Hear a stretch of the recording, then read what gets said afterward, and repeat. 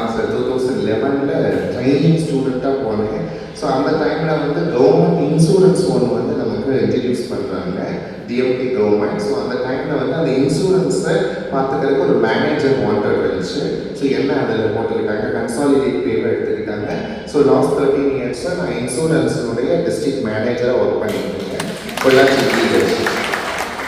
அது இல்லாமல் எனக்கு நர்சிங்கில் இன்ட்ரெஸ்ட் இருக்கிறதுனால நான் கொஞ்சம் ஸ்பேஸ் அசஸ் பண்ணுறதுக்கெல்லாம் வெளியே போயிட்டு ஹாஸ்பிட்டல்ஸ் போவேன். ஸோ அது மூலமாக என்னோட இன்கம் நான் சர்வை பண்ணிக்கிறேன் நான். ஸோ அது இல்லாமல் அடுத்து பார்த்தீங்கன்னா படிக்கிற காலத்தில் நிறைய டிஸ்கிரிமினேஷன்ஸ் இருந்துச்சு. நிறைய ட்ராப் அவுட் சில்ட்ரன்ஸ் தான் இருக்காங்க டிரான்ஸ் பீப்புள்ஸில் பார்த்தீங்கன்னா. எல்லாத்துக்குமே படிக்கணும்னு ஆசை இருக்கும், எல்லாத்துக்கும் மாதிரி வேலைக்கு போகணும்னு ஆசை இருக்கும். இதில் எல்லாருமே பிரியாணி மாஸ்டர்ஸ் தான். ஸோ இப்போ அந்த ஜாபை லவ் பண்ணி பண்ணுறாங்க எல்லாரும். இருந்தாலும் எல்லாத்துக்குள்ளேயும் ஒரு சின்ன ஆசை இருந்திருக்கும். நம்மளே இந்த மாதிரி ஒரு வேற எங்காவது பேச ஒரு ஆஃபீஸராக இருந்திருக்கலாம், ஒரு எங்காவது ஸ்டேஜில் உட்காந்துருக்கலாம். ஸோ அந்த நினைவுகள் இருக்கும். அதெல்லாம் நடக்காததற்கான காரணம் என்னன்னா ட்ராப் அவுட். ஏன் ட்ராப் அவுட் ஆகுறாங்க? டிஸ்கிரிமினேஷன்ஸ். அங்கே வந்து படிக்க விட மாட்டேங்கிறாங்க. நம்ம ஃபேஸ்புல்லாக ஒரு மேலும் ஒரு ஃபீமேல் போய் படிக்கிறது எவ்வளோ கஷ்டமான அந்த சூழ்நிலையில் தன்னுடைய ஜெண்டரை நம்ம இப்படி ஐடென்டிஃபை பண்ணதுக்கப்புறம் ஆக்சுவலி 2 விதம் இருக்குது. ஒன்று, ஐடென்டிஃபை பண்ணுறதுக்கு முன்னாடி ரொம்ப கஷ்டமாக என்னன்னே தெரியாத ஒரு தேடலையே இருக்கும். ஐடென்டிஃபை பண்ணதுக்கு அப்புறம் ஈவன் நம்மளை இப்படி அட்ரஸ் பண்ணிடுவோம் அப்படிங்கிற ஒரு பயத்திலேயே இருக்கும். அதனால படிக்க முடியாமல் போயிடும். அதனால ஸ்கூலுக்கே வேண்டாம், நம்ம ஸ்கூலுக்கே போக வேண்டாம்னு சொல்லிட்டு விட்டுடுவாங்க. விட்டுட்டு வீட்டில் என்ன பண்ணுவோம், நம்ம சமுதாயத்தினால கட்டமைக்கப்பட்டிருக்காங்க பார்த்தீங்களா, பெண்கள் வீட்டு வேலை தான் செய்யணும், சமையல் தான் செய்யணும், வாசல் தான் கூட்டணும். ஆஸ் யூஸ்வல் அதே மாதிரி எங்களையும் அதில் திணிச்சிடுவாங்க.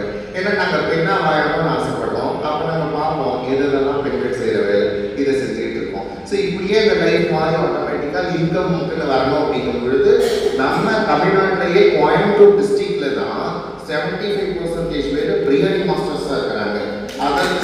அதர் டிஸ்ட்ரிக்ட்ல எல்லாம் பார்த்தீங்கன்னா they are doing begging works and sexual works எல்லாம் பண்ணுறாங்க. ஏதோ அவங்க லைவ்லிஹுட் இல்லாததுனால பண்ணுறாங்க. பட் நம்ம பொள்ளாச்சி நம்ம கோவை மாவட்டத்தில் தான் பிரியாணி மாஸ்டர்ஸ் இருக்காங்க. அதாவது பரம்பரை சொல்லுவோம் இல்லையா, அந்த மாதிரி எங்களுடைய மூதாதையர்கள் வந்து பிரியாணி மாஸ்டர்ஸாக இருக்கிறதுனால 1 by 1 வந்து இப்போ பிரியாணி மாஸ்டர்ஸ் இந்த சின்ன படத்தை கூட இப்போ பிரியாணி மாஸ்டர் தான். ஸோ இப்போ வந்து அவங்களுடைய வாழ்வாதாரத்துக்காக இந்த வேலையை பார்த்துருக்காங்க. எங்களுக்கு எல்லாத்துக்கும் பெரியவங்க மதனம்மான்னு சொல்லிட்டு ஒருத்தவங்க இருக்காங்க. அவங்க தான் இந்த குரூப்கே பிரியாணி சொல்லி கொடுக்கறது எல்லாமே. ஸோ அவங்களுடைய கன்சிடர்னால எல்லாருமே இப்போ வந்து இவ்வளோ பெரிய பிரியாணி மாஸ்டர்ஸ் தான். எல்லாருமே சின்னதாக இருக்காங்க, சின்ன பிள்ளைங்க நினைச்சிருக்காங்க. ஆல் ஆர் ஜாம்பவான்ஸ், எல்லாம் பெரிய டன் கணக்கில் பிரியாணி ஆகக்கூடிய பிரியாணி மாஸ்டர்ஸ். ஸோ நம்ம வாழ்க்கையை சரியாக வடிவமைச்சு கொடுக்கறதுக்கு ஒரு ஆள் இருந்ததுனால நமது கோவை மாவட்டத்தில் 75% பேர் இந்த வேலைக்கு வந்துட்டாங்க. அதில் தப்பி தவறுனவங்க நிறைய பேர், வாழ்க்கை எங்க போகுது எப்படி நடக்கணும்னு தெரியாதவங்க, இன்கம் என்ன வாழ்வாதாரம் வேணும் இல்லையா நம்ம வாழ்வதற்கு, அதுக்காக சில வழிகளை தேர்ந்தெடுத்துக்கிறாங்க. அந்த சில வழிகள் தான் அந்த தவறான வழின்னு சொல்லி நம்ம சொல்ற அந்த பேக் பண்ணுறதும் அந்த செக்ஸுவல் ஒர்க்கும். ஸோ அந்த ஒரு ரீசன் தான். இப்போ என்னன்னா அடிப்படையில் எஜுகேஷன் ஒன்று இருந்திருந்தால் இத்தனை பிரச்சனைகளே இருந்திருக்காது. எஜுகேஷன், அதுக்கு முன்னாடி அக்செப்டன்ஸ். ஃபர்ஸ்ட் ஆஃப் ஆல் வந்து டிரான்ஸ் பீப்புள்னா யாருங்கிறது தெரிஞ்சுக்கணும். நிறைய பேருக்கு தெரியறது இல்லை. நான் இப்போ ஒரு ஹாஸ்பிட்டலில் ஒர்க் பண்ணுறேன்னு உங்கள்கிட்ட கம்பீரமாக சொன்னேன். But I have lot of discrimination till today also. So இதுக்கு தான் செய்யுது. டாக்டர்ஸ் வெல் எஜுகேட்டட்ஸ், அங்கே இருக்கிறவங்க எப்போ ஒர்க் பண்ணுறவங்க well educateds, but they don't know about transgenders. நான் இன்னைக்கு இப்படி போனேன், எனி டிஃப்ரெண்ட் எனக்கு தெரியுதா என்கிட்ட? You all are seeing me any different? So நம்ம நாட்டில் பார்த்தீங்கன்னா ஒரு ஆடு நடக்குது, ஒரு மாடு நடக்குது, நம்ம பார்ப்போம். Just we cross within a second இப்படி பார்த்துட்டு பட் ஒரு டிரான்ஸ் பீப்புள் நடந்தால் அப்படி ஊத்து பார்ப்பாங்க. ஸோ இந்த ஒரு அறைக்குள்ள பார்த்தீங்கன்னா ஒரு 70 பேர் 80 பேர் இருக்கலாம் இந்த அறையில். இந்த அறைக்குள்ள ஒரு திருநங்கை நடந்தா அந்த அறையில் இருக்கிற 70 பேருடைய கண்களுக்கும் வழியாக வேண்டி இருக்கும். ஸோ அந்த எண்ணத்தை மாற்றணும். அப்பதான் வந்து டிரான்ஸ் பீப்புள் லைஃப்ல முன்னேற முடியும். இது வந்து யாருடைய தவறுன்னு நம்ம சொல்ல முடியாது. ஆக்சுவலி பைபிளே போட்டிருக்காங்க, அண்டர்வேர்னு எங்களை குறிப்பிட்டிருப்பாங்க. சிஸ்டர்ஸ் தெரியுமான்னு பைபிள்ல நேற்று வந்து ஒரு பெரிய நிகழ்வு மதுரையில் நடக்கும். டிரான்ஸ்ஜெண்டர் ரிசோர்ஸ் சென்டர்னு சொல்லிட்டு மதுரையில் பிரியா பாபுங்கிற ஒரு டேரக்டர் அவங்க டிரான்ஸ். ஸோ அவங்க நானும் சேர்ந்து ஒன்று நடந்தோம். அதில் வந்து ஒரு டிரான்ஸ் பீப்புளுக்கு ஞானஸ்தானம் கொடுத்துருக்குறாங்க. அதுக்கு உண்டான எல்லா தகவல்களையும் வச்சு நாங்கள் ஒரு காலேஜில் டிஸ்பிளே பண்ணியிருக்கிறோம். அது பெரிய ஒரு இது நான் மேமுக்கு ஷேர் பண்ணுறேன், என்னால் அது வாங்கிக்கோங்க. ஸோ இந்த மாதிரி இப்போ வந்து நம்ம போராடிட்டு இருக்கோம். நாங்கள் திருநங்கைகள்னாலே வந்து செக்ஷுவல் ஒர்க்குக்கும் பெக்கிங்க்கும் மட்டும் ஆனவர்கள் இல்லை, எங்ககிட்ட நிறைய டேலண்ட்ஸ் இருக்குது அப்படிங்கிறது வந்து போராடி. இப்போ நான் இருக்கேன் கோவை மாவட்டத்திலே பார்த்தீங்கன்னா நிறைய பேர் வெளியே வந்துட்டாங்க. பத்மினி பிரகாஷ் அம்மா இப்போ வருவாங்க, அவங்க வந்து பரதநாட்டியத்தில் சிறந்து விளங்குவாங்க. அவங்க வந்து இப்போ பிஹெச்டி ஸ்காலர் கூட, பிஹெச்டி பண்ணிட்டு கொங்குநாடு காலேஜில் அசிஸ்டன்ட் ப்ரொஃபஸராக ஒர்க் பண்ணுறாங்க, கூடவே பிஹெச்டி தமிழ் பண்ணிட்டு இருக்காங்க. நான் வந்து இது படிச்சிருக்கேன், இது இல்லாமல் கும்மி பாட்டு பாடுவேன், ஒப்பாரி பாட்டு பாடுவேன், கலைகள்னா எனக்கு அது ஒரு. ஸோ ஒவ்வொருத்தவங்ககிட்டையும் ஒவ்வொரு டேலண்ட் இருக்குது எல்லாத்தையும். அதை வெளிப்படுறதுக்கான ஸ்டேஜ் கிடைக்க மாட்டேங்குது. இந்த பிளாட்ஃபார்ம் ஃப்ரீக்வன்சியாக நம்ம கிடைச்சாதான் அதை நம்ம யூஸ் பண்ண முடியும். ஆனால் அந்த பிளாட்ஃபார்மே கொடுக்காம பேசிக்கான ஒன்று, ஒரு செடி வைக்கிறோம், தண்ணி ஊற்றி வளர்க்குறோம், அந்த செடிகளே வளர்றதில்லை. குடும்பம் என்ன பண்ணுது, இப்படி ஒரு செடியை நல்லா வளர்கிற செடியை குடுங்கி தூக்கி வீசிடுது. அது ஏதோ ஒரு இடத்துல தண்ணி இருக்கு குடிச்சு மரம் வளருது. அந்த சமுதாயம் என்ன சொல்றது, ஏன் நீ போனே வந்த நேரம் வளர வேண்டாமான்னு கேட்டா இது எந்த விதத்துல நியாயம்? நீங்க அழிக்க பார்க்குறது ஃபர்ஸ்ட் அவேர்னஸ் இல்லாம எங்களை எதுவுமே எங்களை கை கொடுக்கறது இல்லை. நாங்க ஏதோ ஒரு வழியில நாங்க வளர்ந்து வந்தா அதை அக்செப்ட் பண்ணிக்க மாட்டேறீங்க, அதை டிஸ்கிரிமினேட் பண்றீங்க. ஸோ இதெல்லாம் இருக்கும் பொழுதுதான் மேல வரணும்னு நினைக்கிற திருநங்கைகள் கூட இப்போ எத்தனையோ பேர் யாழினின்னு ஒரு பொண்ணு இருக்காங்க, அவங்க பிஇ முடிச்சிருக்காங்க, லாஸ்ட் 4 years ஆச்சு, அவங்களுக்கு அம்மா அப்பா இல்லை, அவள் அம்மா மட்டும் கவர்மெண்ட்ல ஏதோ ஒரு ஒர்க் பண்ணிட்டு இருந்திருக்காங்க. அவள் என்ன நினைக்கிறா, எங்கள் அம்மாவோட போஸ்டிங் எனக்கு கொடுங்க, ஏதோ ஸ்வீப்பராக இருந்திருப்பாங்கன்னு, அதை கூட கொடுங்க, என்னுடைய பிஇ எடுத்துக்காதீங்க, அந்த போஸ்டிங் எனக்கு கொடுங்கன்னு கேட்குறா. நார்மலாக ஒரு வீட்டில் ஒருத்தவங்க இறந்துட்டாங்க, ஐ மீன் அந்த வேலை செய்யறவங்க இறந்துட்டாங்கன்னா அவங்களுடைய மகனுக்கும் மகளுக்கும் அந்த வேலை போகுங்க கண்டிப்பாக. பட் இது ஒரு டிரான்ஸ்ஜெண்டர் காரணத்துக்காக போகுது. இப்போ வரைக்கும் 4 வருஷமும் போராடிட்டு இருக்கிறா அந்த பொண்ணு, ஈரோட்டில் இருக்கிறா. அவர் 2 நாளைக்கு முன்னாடி கூட என்னை வந்து கருணை கொலை பண்ணிட்டு தான் கலெக்டர்கிட்ட போய் கொடுத்துருக்குறாங்க. ஸோ என்ன காரணம், புரோட்டோகால்லையே இல்லை டிரான்ஸ்ஜெண்டர். இப்போ ஏதோ அவங்க சண்டை போட்டு கொஞ்சம் டிரான்ஸ்ஜெண்டர்னு 3rd காலம் வந்துருக்குது. இப்போ காலேஜஸ்லேயும் இப்போ கொஞ்சம் சரி. இப்போ அமெரிக்கன் காலேஜில் எனக்கு தெரிஞ்சு 4 குழந்தைகள் படிச்சுட்டு இருக்காங்க, நான் டிகிரி ஸ்டூடெண்ட் படிச்சுட்டு இருக்காங்க. மண்டர் நாயக்கல் காலேஜில் ஒரு ஆள், சென்னை லைவடாவில் ஒரு 3 பேர் படிக்கிறாங்க. ஸோ இது என்னன்னா அங்கங்க படிக்கிறது எல்லா பக்கமும் படிக்கணும். நான் படிக்கிறதுக்கு நிறைய பேர், நான் பாயிண்ட் வந்து எத்தனை பிள்ளைங்க எங்கிட்ட அப்ரோச் பண்ணுறாங்க படிக்கணும்னு. ஆனால் அந்த படிக்க போகிற இடத்துல சுமூகமாக இருக்கணும். நம்ம படிக்கிற இடம் நமக்கு ஏற்ற இடமாக இருக்கணும். அந்த ஏற்ற இடமாக எப்பொழுது அமையும்னா அவங்களுக்கு நம்ம அவேர்னஸ் கொடுக்கணும், அவங்க நம்மளை பற்றி அவங்களுக்கு தெரிஞ்சுக்கணும், ஃபுல் அண்ட் ஃபுல் அவங்களுக்கு நம்மளை பற்றி தெரிஞ்சுக்கணும். அப்போ மட்டும்தான் அவங்கள வந்து நம்ம ஏற்றுக்குவாங்க, நம்மளால சுமூகமாக படிக்க முடியும். ஸோ இந்த ஏற்றுக்கான ஒரு காரணத்தினால தான் திருநங்கைகள் வந்து தவறான படிக்க போயிட்டு இருக்காங்க. ஆனால் என்னை பொறுத்தளவுக்கு இப்போ இந்த ஜெனரேஷன்ஸ் கொஞ்சம் பரவாயில்ல. ஒரு 100லேருந்து ஒரு 80% சாரி 20% அளவு கொஞ்சம் கொடுத்துருக்காங்க. நிறைய இடத்துல வெறும் வேலை வச்சு தான் சொல்கிறாங்க, டிரான்ஸ்லேட்டர் நாங்கள் அது பண்ணுறோம் இது பண்ணுறோம் அப்படின்ட்டு. பட் இது எதுவும் பண்ணுறதில்லை, கொஞ்சம் பேர் தான் பண்ணுறாங்க. இந்த காலேஜஸில் வந்து நாங்கள் சேர்த்து விட்டதே பார்த்தீங்கன்னா எவ்வளோ கஷ்டப்பட்டோம். ஒரு டிரான்ஸ்ஜெண்டர் படிக்கணும்னு நினைக்கிறா, எலிஜிபிலிட்டி இருக்குது, +2 பாஸ் பண்ணிடுறாங்க. நார்மலாக பிஏ கோர்ஸ் தான் கேட்குறோம், வேற எதுவும் நம்ம வேற எந்த கோர்ஸஸும் கேட்கல. பிஏ தமிழ் இங்கிலீஷ் இதில் ஒரு பேசிக் கோர்ஸஸ் தான் நம்ம கேட்குறோம். அதுக்கும் கூட வந்து நாங்கள் சண்டை போட்டு தான் அவங்ககிட்ட வாங்க வேண்டியதாக இருந்துச்சு. ஸோ இந்த சூழ்நிலை இருக்குது. ஸோ அந்த அக்செப்டன்ஸ் வந்து சின்னது, அதாவது ஃபேமிலியிலிருந்து வரணும். இப்போ வளர்ந்தவர்கள் 50ல் போய் நம்ம விளைக்க முடியாது இல்லையா, 5ல் தான் நம்ம விளைக்கணும். அதனால தான் நான் வந்து ஒரு NGO நடத்திட்டு இருக்கேன் பொள்ளாச்சியில். அது இல்லாமல் மதுரையில் ஒரு டிரான்ஸ்ஜெண்டர் ரிசோர்ஸ் சென்டருங்கிற ஒரு NGO ஆர்கனைசேஷனில் நான் போர்டு மெம்பராக இருக்கேன். நாங்கள் என்ன ஒரு முடிவு எடுத்துருக்கிறோம்னா, த்ரூ எஜுகேஷனல் மூலமாக தான் நம்ம போகணும். அதாவது அந்த டிரான்ஸ்ஜெண்டர்ஸ் அந்த டிரான்ஸ்ஃபர்மேஷன் ஆகிற நேரம், அந்த டீனேஜ் வயசு இருக்குது இல்லையா, அவங்க ஐடென்டிஃபை பண்ணுவாங்க இல்லையா, அந்த டைமில் நம்ம வந்து கூட இருக்கிறவங்களுக்கு கவுன்சிலிங் கொடுக்கணும்னு நாங்கள் இப்போ சில ஸ்கூல்ஸ் அண்ட் காலேஜஸ் கூட MOU போட்டுக்கிறோம். ஸோ நாங்கள் ரெகுலராக வருவோம், நாங்கள் அவேர்னஸ் கொடுக்குறோம், நாங்கள் லைஃப் ஸ்கில் ட்ரைனிங்ஸ் கொடுக்குறோம்னு சொல்லி நாங்கள் வந்து மதுரையை சுற்றி ஒரு 37 காலேஜில் MOU போட்டிருக்கோம், 8 ஸ்கூலில் MOU போட்டிருக்கோம். ஏன் ஸ்கூல்ஸில் போட்டுக்கிறோம்னா, ஒரு பெண் பூப்படைய வயது பார்த்தீங்கன்னா அந்த 8வதுலேருந்து 10வதுக்குள்ள அந்த பூ படைச்சிருவாங்க இல்லையா, ஆணுக்கும் அதே தான். ஸோ அதனால அந்த டைமில் நம்ம போய் அந்த செக்ஷுவாலிட்டியை குறித்து நம்ம சொல்கிறோம். என்ன ஜெண்டர், எத்தனை ஜெண்டர், இதெல்லாம் இது இப்படி இருந்தால் நீ இந்த ஜெண்டர், அதாவது ஃபெமிலினாக இருப்பாங்க வீட்டில், உடனே அவங்க டிரான்ஸ்ஜெண்டர் நம்ம சொல்ல முடியாது இல்லை. ஒரு வீட்டில் அம்மா கூடவே இருக்கிறதுனாலையோ வேற உள்ள அக்காவை மட்டும் இருக்கிறதுனாலையோ அந்த ஃபெமிலியாரிட்டி ஒரு லிட்டில் பிட் வரும். அதுக்காக நம்ம உடனே டிரான்ஸ்ஜெண்டர் சொல்ல முடியாது. டிரான்ஸ்ஜெண்டர் அப்படிங்கிறவங்க என்னை வந்து பெண்ணாவே பாவிக்கணும். அதனால தான் கவர்மெண்ட் பல தடைகளுக்கு அப்புறம் இப்போ என்ன சொல்றாங்க, யார் ஒருத்தவங்க எந்த ஒரு மெடிக்கல் டெஸ்ட்டுமே இருக்கக்கூடாது, யார் ஒருத்தவங்க தன்னை நான் திருநங்கைன்னு சொல்றாங்களோ அவங்களுக்கு திருநங்கை சர்டிஃபிகேட் கொடுங்கன்னு இப்போ கவர்மெண்ட் சொல்லி இருந்திருக்கிறாங்க. ஸோ நாங்கள் எஜுகேஷன் மூலமாக கொண்டு போகிறதுக்காக தான் இத்தனை வேலை பண்ணிட்டு இருக்கோம். இப்போ லாஸ்ட் 2 days இருக்கும் மன்னர் திருமலை நாயக்கர் காலேஜில் வந்து பார்த்தீங்கன்னா நம்ம இதிகாச காலங்களில் சீவக தொல்காப்பியம் இல்லையா, சீவக சிந்தாமணி மணிமேகலை குண்டலை பேசி விளையாடுது. ஸோ இத்தனைகளையும் திருநங்கைகளை பைபிள் திருநங்கைகளை குறித்த பாடல்கள் அதில் இருக்குது. இத்தனை பெரிய காப்பியங்களும் இருக்குது. அந்த பாடல்கள் ஒவ்வொன்றையும் எடுத்து அதுக்கு படம் இல்லை, பாடல்கள் மட்டும்தான் இருக்குது. திருநங்கைகள் அது இருக்கிறாங்க, திருமந்திரங்கள் சொல்லுது. ஸோ அதையெல்லாம் எடுத்து நாங்கள் ஒரு ஓவியரை வச்சு ஒரு படம் வரைஞ்சோம். இவ்வளோ பெரிய படம் வந்து ஒவ்வொரு பாடல்களுக்கும் சுமார் 60 படம் வரைஞ்சோம். அது என்ன இப்போ என்னன்னா ஒரு பாடல் சொல்லுது, மீனாபதி அப்படிங்கிற ஒரு திருநங்கை வந்து ஒரு ராணியின் தோழியா இருந்தாங்க. தாயம் அவங்க கூட சேர்ந்து தாயம் விளையாடக்கூடிய அளவுக்கு அவங்க நட்புறவோட இருந்தாங்க அப்படிங்கிற ஒரு பாடல் சொல்லுது. ஸோ அந்த காலத்துல எல்லாம் வந்து பார்த்தீங்கன்னா ராஜாக்கள் இருப்பாங்க. இப்போ முதலமைச்சர் மந்திரிகள் எல்லாம் இருக்கிறாங்க. அன்னைக்கெல்லாம் ராஜாக்கள் தானே. அவ்வளோ ஒரு பெரிய பொசிஷன் இருக்கவங்க கூட ஒரு கேம் விளையாடணும் அப்படின்னா அப்போ எந்த அளவுக்கு மேன்மையாக அவங்க வச்சிருந்துருப்பாங்க திருநங்கைகளை இல்லையா. ஸோ அதை வந்து நாங்கள் அப்படியே ஒரு படமாக வரைஞ்சோம். ஒரு ராணி உட்காந்து கூட ஒரு திருநங்கை உட்காந்து தாயம் விளையாடுறாங்க. இதை வந்து கீழே அந்த பாடலும் போட்டு இங்கிலீஷ் அண்ட் தமிழில் எக்ஸ்பிளனேஷன்ஸும் கொடுத்துருந்தோம். ஸோ இட்ஸ் டிரான்ஸ் பீப்புள்ஸ் இப்படி இருந்தாங்க. இப்போ ஒன்றும் புதுசாக வந்ததில்லை டிரான்ஸ் பீப்புள்ஸ். ஸோ இப்படி இருந்தாங்க அப்படின்னு ஒரு 60 படங்கள் வந்து நாங்கள் டிஸ்பிளே பண்ணி எக்ஸிபிஷன் போட்டோம். ஒவ்வொரு டிபார்ட்மெண்ட்லேருந்து வந்து பார்த்தாங்க. நம்ம minister social welfare minister Geetha Jeevan ma'am தான் அதை இனாமரேட் பண்ணி வச்சாங்க. ஸோ அதனால ஒரே முடிவாக இங்கே என்ன சொல்கிறோம்னா ஃபுல்லாக எஜுகேஷனில் போகணும். அதுக்கு அடுத்தது empowerment. First of all acceptance, next education, அடுத்து எம்பவர்மெண்ட். அடுத்து எம்பவர்மெண்ட்குள்ள வந்தீங்கன்னா இன்னைக்கு சூழ்நிலையில வேலை கொடுக்குறேங்கிறாங்க.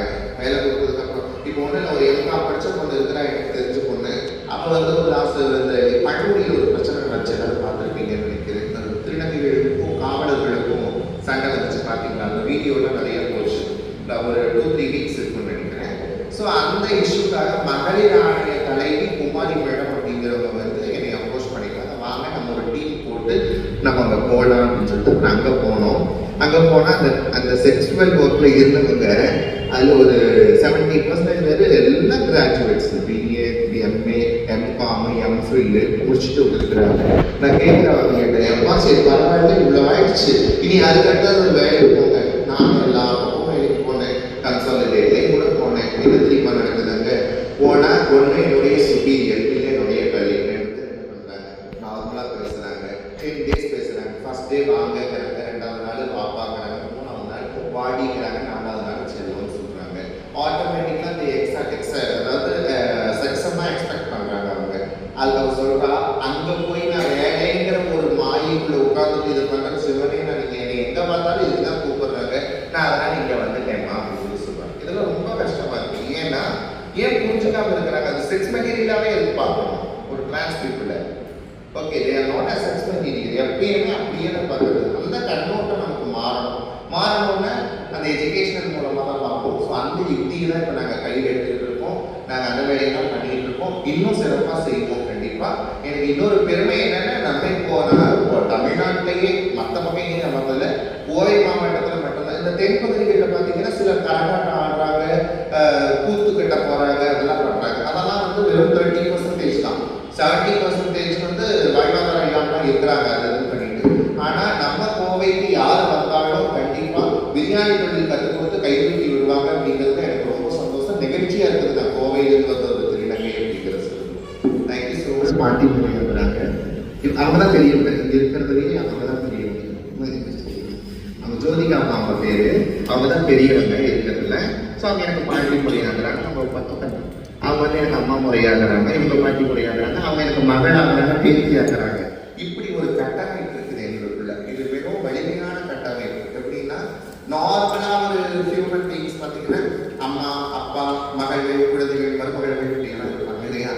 எங்களுக்கு ஒன்றுன்னா ஏதாவது ஒன்றுன்னா ஒரு தாய்க்கோ ஒரு தந்தைக்கோ மகன் செய்ய அருவருக்கத்தக்கக்கூடிய ஒரு விஷயங்களை கூட, அதாவது பணிவிடைகளை உச்சமில்லாம நாங்களே நானும் எப்போ பிறந்திருப்போம். ஆனா வந்து இந்த இடத்துல ஒன்னா சேருவோம். எப்படி சேருவோம் அப்படின்னா, இப்ப என்னையுமே நான் சொல்ல பார்த்துக்கோங்களேன், நான் ஸ்கூலுக்கு போயிட்டு இருந்தேன். ஸ்கூலுக்கு போயிட்டு இருக்கும் பொழுது எனக்கு அந்த ஃபெமிலியரிட்டி இருந்துச்சு ஃபர்ஸ்ட் வந்து. நல்லா நான் கழிவு வீட்டில் எங்கள் மாமாங்க ஸ்கூலில் எல்லாருமே வாடி ஓடி தான் கூப்பிடுவாங்க, பெட்டையான்னு சொல்லுவாங்க, 9ன்னு சொல்லுவாங்க, நிறைய நேம்ஸ் எல்லாம் வச்சிருப்பாங்க. அதெல்லாம் கேட்கும்போது அழுகையாகவும் கோபம் வரும். ஆனால் ஒரு வார்த்தை பொம்பளை மாதிரியே பார்த்து சொல்லும்போது உள்ளுக்குள்ள ரொம்ப சந்தோஷமா அந்த வார்த்தை ரொம்ப அனுபவிப்போம். ஸோ அப்படியெல்லாம் இருக்கும் பொழுது அப்போ சில டிரான்ஸ் பீப்புள்ஸ் வெட் பண்ண வருவாங்க அங்கே எங்கள் நான் பொள்ளாச்சி. ஸோ அங்கே வெட் பண்ண வருவாங்க. அப்போ அவங்கள பார்ப்பேன், இவங்கெல்லாம் இப்படி இருக்கிறாங்க. Because I don't about transgenders, I can not understand பண்ண முடியல, என்ன ஐடென்டிஃபை பண்ண முடியல நான் யாரு அப்படிங்கிறது. ஆனால் எனக்கு அவங்கள பார்த்தா ஒரு ஈர்ப்பு. ஸோ அவங்க போனாங்க அப்படின்னா என்னுடைய கண்கள் அவங்கள தேடிட்டே இருக்குது, எங்க இருக்காங்க, அவங்க போயிட்டாங்களா அப்படின்னு. ஆனால் பேசுறதுக்கு பயமா இருக்குது. ஸோ இப்படியே போகும்போது ஒரு 2-3 months ஒருத்தவரை நான் ஃபாலோ பண்ணேன். அதுக்கப்புறம் அவங்க எனக்கு ஒரு நாள் என்னை அப்ரோச் பண்ண விதமே ரொம்ப அழகாக இருந்துச்சு. நான் எட்டி பார்த்தேன், நான் நடந்தேன், என்னுடைய நடனம் என்னுடைய பார்வையும் வச்சு அவங்க கணிச்சிட்டாங்க. கணிச்சுட்டு என்னை கூப்பிட்டு மாத்தவங்க பேர் என்ன, நல்லா இருக்குன்னு கேட்டாங்க. எனக்கு ஒன்றுமே சொல்லுவாங்க, என்ன சொன்னாங்க, இதெல்லாம் வேண்டாம் தம்போ, நீ நல்லா படிக்கணும், உன் வீட்லேயே இரு, நாங்கள்லாம் இப்படி கஷ்டப்படணும்னு சொல்லி என்னை எனக்கு அவங்க சொன்னாங்க. இருந்தாலும் நம்ம மனசுல கேட்காது. உண்மையான ஒரு டிரான்ஸ்கிரிப்ட் வந்து கண்டிப்பாக பெண்ணாக ஆகும். இந்த சேரீ அடைச்சதுக்கு அப்புறம் தான் என்னுடைய அந்த தாக்கமே குறையுது. ஸோ அவங்ககிட்ட நான் சொல்கிறேன், இல்லை நான் வந்தே ஆகணும் அப்படின்னு. சரி உன்னுடைய படிப்புகளை முதல்ல முடியும், என்ன ஆனாலும் நீ படிக்க விட்டுறாதுன்னு சொல்லி அந்த நபரை கிட்ட சொன்னாங்க. அதனால நான் கண்டிப்பாக படிக்க ஆரம்பித்தேன். அதுக்கப்புறம் ஒரு 2-3 years அப்புறம் என்னை வந்து கூட்டிகிட்டு வராங்க. அங்கேருந்து வாட்சேரி நம்ம போகலாம், ஒரு பெரியவங்களை பார்க்கறதுக்கு போகலாம். பெரியவங்களை பார்க்கறதுக்கு வரேன். இங்கே இருக்கிறாங்க, முதலே சொன்னேன், மதனாமான்னு சொல்லி சொன்னேன், அவங்க கிட்ட கூட்டிகிட்டு வராங்க. அவங்க தான் என்னுடைய பெரிய ஆயா. அவங்க கிட்ட கூட்டிகிட்டு போயிட்டு என்னை அறிமுகப்படுத்துறாங்க. இந்த மாதிரி ஒரு சீரியல் இருக்காங்க, இவங்க வந்துருக்குறாங்க, நம்மளுக்குள்ள சேரணும்னு ஆசைப்படுறாங்க அப்படின்னு. அப்புறம் அவங்களும் என்கிட்ட வந்து சொல்றாங்க, எக்ஸ்பிளைன் பண்றாங்க. ஸோ இவ்வளோ பிரச்சனைகள் இங்கே இருக்குது தங்கம், உங்களால் வந்து சர்வை பண்ண முடியுமா? பரவாயில்ல, நீ ஆசைப்பட்டுட்ட, நீ வா, நீ வந்துட்டு போயிட்டு இரு, நீ வீட்டிலேயே இரு, நல்லா படி, முதல்ல படிச்சு உன்னுடைய வாழ்க்கையை பாரு, நல்லா படின்னு எங்க பெரியவங்க எல்லாருமே அங்க இருக்கிறாங்க, 4 பெரியவங்க இருப்பாங்க, எல்லாருமே எனக்கு வந்து அந்த மாதிரி சொல்றாங்க. ஸோ அதை நான் அக்செப்ட் பண்ணிக்கிட்டேன் future. Because I don't know about இந்த டிரான்ஸ்ஜெண்டர் லைஃப் எப்படிங்கிறது ஃபர்ஸ்ட் ஆஃப் ஆல் அப்போ எனக்கு தெரியாது. Beginning stage, very beginning stage. So அவங்க சொன்னதை நான் ஏற்றுக்கிட்டேன். சரி, நம்ம படிப்பை விடக்கூடாது அப்படிங்கிறதுக்காக நான் அப்பப்போ விசேஷங்களை கூப்பிடுவாங்க. என்ன விசேஷம் அப்படின்னா, எங்களுக்கு வந்து ஒரு திருநங்கைக்கு வந்து என்ன விசேஷம்னா, பெண்கள் எடுத்துக்கிட்டீங்கன்னா பூப்படையிலிருந்து கல்யாணத்துலேருந்து குழந்தை பெருக்கும் வளகாப்பதுலேருந்து நிறைய நடக்கும். பட் எங்களுக்கு வாழ்நாள் நடக்கக்கூடிய பெரிய விசேஷம் எப்படின்னா, நாங்கள் சர்ஜரி பண்ணி பெண்ணா மாறணும். அந்த ஆண் உறுப்பை வேண்டாம்னு எடுத்துட்டு பெண் உறுப்பை மாற்றி நாங்கள் ஒரு 40 நாள் அது பெரிய ஒரு ப்ராசஸ் போயிருக்கோம். ஸோ இது வந்து ரிலீஜியனாகவும் சரி, ஸ்பிரிச்சுவாலிட்டியாகவும் சரி, ஸோ அது ஒரு பெரிய ப்ராசஸ், 40 days ப்ராசஸ் போகும். அந்த 40 days முடிஞ்சு ஒரு பெரிய ஃபங்க்ஷன் வைப்பாங்க. அதாவது ஆஃப்டர் சர்ஜரி 40 days. இப்படி நம்பர் 1 சர்ஜரி நடக்குதுங்க, 14th day வந்து இந்த ப்ரோக்ராம் நடக்கும். எப்படின்னா, சாதாரணமாக ஒரு பொண்ணு பேஜ் அட்டெண்ட் பண்ணால் என்னென்னலாம் பண்ணுவீங்களோ அது எல்லாமே இங்கே பண்ணி, நடுவில் வைக்கிறதுலேருந்து எல்லாமே பண்ணி ஒரு ப்ரோக்ராம் இருக்கும். அந்த ப்ரோக்ராம் அடிக்கடி நடக்கும் பொழுது நான் வந்து சாதாரணமாக வந்து கலந்துட்டு போயிட்டு இருந்தேன். அதுக்கப்புறம் நானாக ஒரு நாள் போய் கேட்டேன், ஐயா இந்த மாதிரி வந்து எனக்கும் நான் சர்ஜரி பண்ணிக்கணும்னு ஆசைப்பட்டேன் அப்படின்னு கேட்டதுக்கு அப்புறம் தான் என்னுடைய முழு சம்மதம் கிடைச்சதுக்கு அப்புறம் தான் அவங்க வந்து என்னையே ஓகே சரி பண்ணிக்கலாம் அப்படின்னு சொன்னாங்க. அதுக்கப்புறம் தான் நான் சர்ஜரி பண்ணினேன். சர்ஜரிக்கு என்னுடைய லைஃப்பை வந்து நான் தேர்ந்தெடுத்தேன். என்னை வழி நடத்துறதுக்கு சரியான ஒரு ஆள் கிடைச்சதுனால நான் வந்துட்டேன். இன்னொன்று என்னன்னா, நான் இன்னைக்கு சின்ன பையனா இருந்தேன், என்னை வந்து பார்த்த உடனே 9 கொட்டை மாதிரி நடக்கிறான், பொம்பளை மாதிரி நடக்கிறான் அப்படின்னு அவங்க சொல்லலாம். இப்போ நான் வந்தேன், எனக்கு நல்ல வழி கிடைச்சது, நாங்கள் இருந்த சர்ஜரி பண்ணேன், இப்படி இருக்கிறேன். ஸோ சிலர் ஏன் வந்து வாழ்வாதாரம் இல்லாமல் போறாங்க அப்படின்னா, அந்த பார்க்குறவங்க பக்கத்து வீட்டுக்காரங்க, பெத்த அம்மா சும்மா இருப்பாங்க, பக்கத்து வீட்டுக்காரங்க, சொந்தக்காரங்க, உறவினர்கள் எல்லாம் சேர்ந்து உன் மகன் அப்படி இருக்கிறான், பொம்பளையாக இருக்கான், அப்படி பண்றான், இப்படி பண்றான், இது இருக்கிறத சொல்லி அவங்கள தட்டி தட்டி தட்டி தட்டி அந்த வீட்டுக்குள்ள வந்து அவங்கள ஒரு உபயோகமற்ற பொருளாக வச்சிருப்பாங்க. அந்த திருநங்கை, நீ வெளியே போனாலே எனக்கு கேவலமா இருக்குது, நீ வாயை திறந்தாலே எனக்கு அதை விட கேவலமா இருக்குது, நீ எங்கேயுமே பேசிடாத அப்படிங்கும் பொழுது அவங்க என்ன பண்றாங்க, அந்த டிரான்ஸ்ஜெண்டர், அந்த சின்ன குழந்தை, எனக்கு வேண்டாம் யாருமே நான் போறேன்னு ஒன்று சூசைட் அட்டெண்ட் பண்ணுவாங்க, இல்லை ஊரை விட்டு ஓடி போவாங்க. அந்த ஊரை விட்டு ஓடி போறவங்க ஒரு பெரியவர்கிட்ட போய் சேருவாங்க. அப்ப அந்த இடத்துல வாழ்வாதாரமே இல்லாம வாழ்ந்துட்டு இருக்கிற அந்த பெரியவங்க என்ன வேலை செய்யறாங்களோ அந்த வேலையை தான் கற்றுக் கொடுக்க முடியும். இது வந்து ஆக்சுவல், இது வந்து நம்ம அவங்களை டிராபிக் பண்றாங்க, அவங்கள வந்து ஃபோர்ஸ் பண்றாங்கன்னு நம்ம சொல்லவே முடியாது.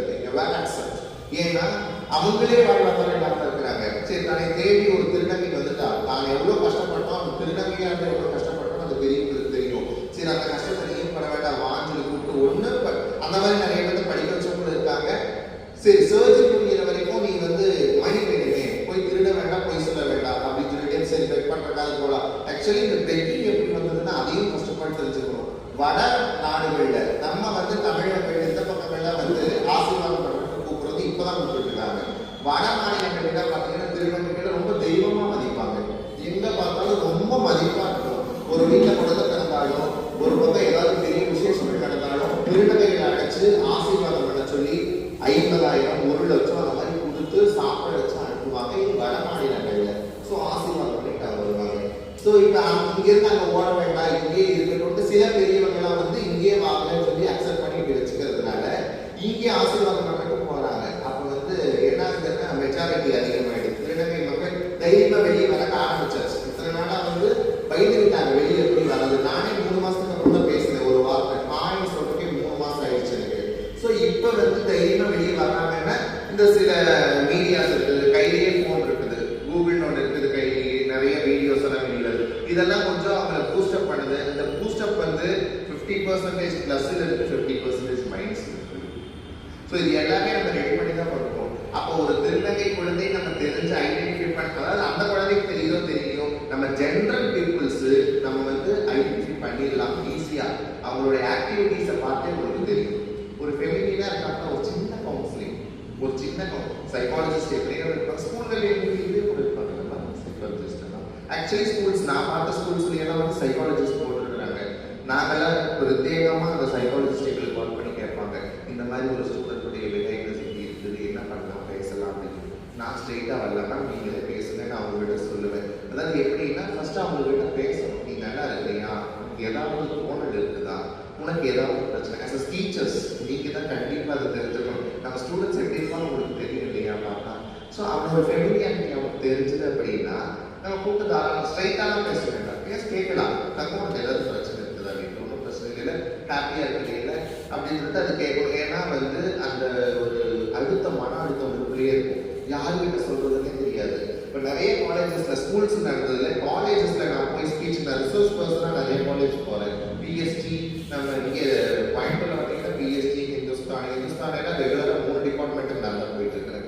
தமிழ், இங்கிலீஷ், சோசியல் 3 டிபார்ட்மெண்ட் நான் தான். அப்புறம் அந்த வெண்படா காலேஜ் ஒன்று இருக்காங்க. அப்புறம் அந்த மாதா அமிதானந்தமி காலேஜ் இதெல்லாம் பக்கம் போகிறேன். நான் போய் செஷன் எடுத்து வந்ததுக்கப்புறம் என்னுடைய நம்பர் சொல்லிடுவேன், நான் அங்கே மேலேயே சொல்லிடுவேன். ஸோ வந்ததுக்கப்புறம் அட்லீஸ்ட் ஒரு ஸ்டூடெண்டாக கால் பண்ணுவாங்க, மேம் எனக்கு இந்த மாதிரிலாம் டாபிக்ஸ் இருக்குது, மேம் நான் இப்படி எல்லாம் இருக்கிறேன், இது யார் என்ன சொல்கிறதுன்னு எனக்கு தெரியல, இது எப்படி ஐடென்டிஃபை பண்ணுறதுன்னு எனக்கு தெரியலன்னு அந்த குழந்தைங்க சொல்கிறாங்க. ஸோ இதுக்கெல்லாம் இதுக்கும் ஒரு பிளான் நாங்கள் பண்ணி வச்சோம். என்னன்னா அந்த டீனேஜ் வயசில் நம்ம போய் செஷன் எடுக்கிறதெல்லாங்கிறத விட இப்போ வந்து 5 கிடையாது 50 கிடையாது அப்படிங்கிற மாதிரி பாட புத்தகத்தில் செக்ஷுவாலிட்டியை கொண்டு வாங்கன்னு சொல்லி இப்போ நாங்கள் மினிஸ்டர் கிட்ட இப்போ கூட ப்ரப்போசல் கொடுத்துருக்குறோம். நாங்கள் கொடுத்துட்டு 1 month ஆச்சு. என்னன்னா அந்த 9th ஸ்டாண்டர்ட்லேயே வந்து அந்த ப்ரப்போசல் இதை ஆட் பண்ணிடுங்க சப்ஜெக்டை. எப்படின்னா ஒரு 3rd ஸ்டாண்டர்ட் படிக்கிற குழந்தைக்கு பார்த்தீங்கன்னா 3 சப்ஜெக்ட் தான் எனக்கு நினைக்கிறேன். 5th ஸ்டாண்டர்ட் படிக்கிற குழந்தைக்கு 6 சப்ஜெக்ட்ஸ் என்னமோ வருவாங்க. 8th போனால் அதை விட கொஞ்சம் அதிகமாக கிடையாது. Additional paper, second paper, first paper அப்படி வரும் இல்லைங்களா. ஸோ அவனுடைய அந்த கெப்பாபிலிட்டிக்கு தகுந்த மாதிரி இயர் பை இயர் நம்ம ஏற்றுறோம். அப்போ அந்த டீனேஜ் வரும்போது செக்ஷுவாலிட்டி பற்றி அவருக்கு தெரிஞ்சுருக்கோம் இல்லையா. டீச்சர்ஸ் தான் வெரி பில்லர்ஸ் அந்த குழந்தைகளுக்கு. டீச்சர்ஸ் வாயிலும் அவனுக்கு வேற மாற்றமாக இருக்கும். அதுதான் அவன் மனசில் பதியும் உண்மையாகவே. நீங்கள் குழந்தைகிட்ட பார்த்தீங்கன்னா நான் நிறைய குழந்தைக்கு கவுன்சிலிங் கொடுக்கும்போது பார்த்தா டீச்சர் சொல்கிறது, வீட்டில் அம்மா சொல்கிறதெல்லாம் கேட்கவே மாட்டான். எனக்கு டீச்சர் சொல்லிட்டாங்க அப்படின்னு சொல்லி அந்த மாதிரி சொல்லுவான். ஸோ டீச்சர்ஸ் அந்த மாணவர்கள் வந்ததுன்னா தாராளமாக டீச்சர்ஸ் கிளாஸ் எடுப்பாங்க. இப்படி இருக்குதுடா, அப்படி இருக்குதுடா அப்படின்னு சொல்லி அவன் தெரிஞ்சுக்குவான். கோவில் எத்தனை இருக்குது நம்ம சொல்றது வச்சுன்னா அவன் தெரிஞ்சுக்கிறான். மற்ற என்ன நாட்டு நடப்பு இருக்குதுங்கிறது நம்ம டீச்சர் சொல்றது, சப்ஜெக்ட் வரதை நீங்க சொல்றீங்க, அதை வச்சு தான் ஸ்டூடெண்ட் தெரிஞ்சுக்கிறான். அவன் ஈஸியாக ஐடென்டிஃபை பண்ணிடுவான் அவனோட. இது ஐடென்டிஃபை பண்ணாதனால தான் நிறைய சூசைட் அட்டம்ஸ் எல்லாம் நடக்குது. டிரான்ஸ் குழந்தைங்க ஐடென்டிஃபை, அதாவது ஜெண்டர் நான் கன்ஃபார்மிங் சில்ட்ரன்ஸ் நாங்கள் சொல்லுவோம் அவங்களையெல்லாம். அதாவது என்னன்னே தெரியாது, ஃபெமினிஸ்ட் இருப்பாங்க, ஆனால் அது என்னன்னு அவங்களால புரிஞ்சுக்க முடியாது, யாருமே சொல்லவும் மாட்டாங்க, யாருக்கும் கேட்கறதுக்கான நேரம் இருக்காது. ஸோ நீங்கள் டீச்சர்ஸ் வந்து அவங்களுடைய பிஹேவியர்ஸை பாருங்க ஃபர்ஸ்ட். இப்போ ஒரு குழந்தைய பார்த்தாலே உங்களுக்கு தெரியும் ஒரு மேல் பையன் எப்படி பிஹேவ் பண்ணுறான் அப்படின்னு சொல்லிட்டு. ஸோ லேசாக ஒரு ஃபெமினிசம் தெரிஞ்சதுனால கூட அவனை வேற மாதிரி விதத்தில் டேக் கேர் பண்ணோம்னா அவன் கண்டிப்பாக என்ன அவன் மனசுக்குள்ள இருக்குதுங்கிறத சொல்லுவான். சரி, இது வந்து ஒரு நல்லா இருக்கிற பையனை வந்து நீ இப்படியான கேட்க சொல்லி நான் சொல்லவே இல்லை. அவனுக்கு சொல்றதுக்கு இடம் கிடைக்கல, யாருமே அந்த ஸ்பேஸ் கொடுக்கவே இல்லை அவனுக்கு. அதை வந்து அந்த டீச்சர்ஸ் கேட்டீங்க, நானும் வந்து ஒரு நர்சிங் காலேஜில் டியூட்டராக இருந்தேன். அங்கேயும் வந்து ஸ்டூடெண்ட்ஸ் எல்லாம் சொல்லுவாங்க, என்கிட்ட இப்படியே தான் போவேன், கெஸ்ட் லெக்சராக போயிருந்தேன். அங்கே ஒரு 3 ஸ்டூடெண்ட்ஸ் வந்து என்கிட்ட பேசுனாங்க, நீங்கள் மெடிக்கல் இப்படி அனாட்டமி கிளாஸ் இருப்பேன் எடுத்தீங்க, எனக்கு வந்து இப்படி இருக்குது அப்படின்னு சொல்லி சொன்னாங்க. நான் அப்போ யோசித்தேன், சொல்கிறதுக்கான வழிகள் இல்லை. அந்த பிளாட்ஃபார்ம் அவனுக்கு எங்கேயுமே இல்லை. அம்மாட்ட போய் சொன்னால் நீ நல்லா நடந்தீங்கன்னா அவன் எதுவுமே நக்க வரைக்க போகிறாங்க. டீச்சர்கிட்ட சொன்னால் டீச்சர் புரிஞ்சுக்கிட்டாங்கன்னா அக்செப்ட் பண்ணுவாங்க. இன்னும் என்ன நீ என்ன பண்ணுற அப்படின்னு சொல்லி அவ்வளோ சொல்லுவாங்க. மற்றவங்களும் அதே மாதிரி தான். ஸோ இது சமுதாயம் அப்படி இருக்குது. ஸோ அந்த அப்போ அந்த அவேர்னஸ் கண்டிப்பாக வேணும். அந்த அவேர்னஸ் இருந்துச்சுன்னா இது எல்லாமே சரி கண்டிப்பாக. ஏன்னா வந்து முதலாவது பேரண்ட்ஸ் வந்து வேணாம்னு சொல்ல மாட்டாங்க. பேரண்ட்ஸ் வந்து ஃபஸ்ட்டு வேண்டாம்னு சொல்றதுனால இத்தனை பிரச்சனை வருது. நீ எப்படி வேணா இருடா, உன்னோட சந்தோஷமா இருடா, எங்கூட தான் போதும், நீ நல்லா படினா, நான் ஒரு வாரம் சொல்லியிருந்தா எங்கேயும் தேடி போக வேண்டியது இல்லை. நல்ல இப்போ நான் நல்ல இடத்துக்கு போனதான் நான் நல்லா இருக்கிறேன். தவறான இடத்துக்கு அந்த குழந்தை போக வேண்டிய தேவையில்லை, வெளியே அலைய வேண்டிய தேவையில்லை. அழகாக உங்கள் வீட்லேயே இருந்திருக்கும். அந்த அக்செப்டன்ஸ் வேணும். வெளியே தான் நிறைய பேசுகிறாங்க, நிறைய இருக்காங்கன்னா அந்த அக்செப்டன்ஸ் இல்லை. எனக்கு தெரிஞ்ச நிறைய எழுத்தாளர்களோட குழந்தைகள் திருநங்கையாகவும் லெஸ்பியன்ஸாகவும் கேஸாகவும் இருக்கிறாங்க. பெரிய பெரிய எழுத்தாளர்கள் அவங்கெல்லாம் அவங்களே அக்செப்ட் பண்ணிக்கிட்டாங்க. அவங்க மேடை பேச்செல்லாம் இல்லை. மங்கைன்னு சொல்லிட்டு ஒரு தியேட்டர் ஆர்டிஸ்ட் இருப்பாங்க, ரொம்ப பெரிய தியேட்டர் ட்ராமா ஆர்டிஸ்ட். அவங்க பொண்ணு பார்த்தா திடீர்னு லெஸ்பியன் சொல்லிட்டு இது பண்ண போஸ்ட் போடுறாங்க. நான் அவங்ககிட்ட ஃபோன் பண்ணி கேட்குறேன், நீங்கள் நிறைய போராடுங்க எங்களுக்காக, வந்து இது உங்களுக்கு ஹர்ட் ஆகல, என்ன இப்படி கேட்ட, எனக்கு சந்தோஷமா இருக்குது, நீ என்ன இப்படி கேட்க அப்படின்னு சொல்லி அவங்க சொன்னாங்க.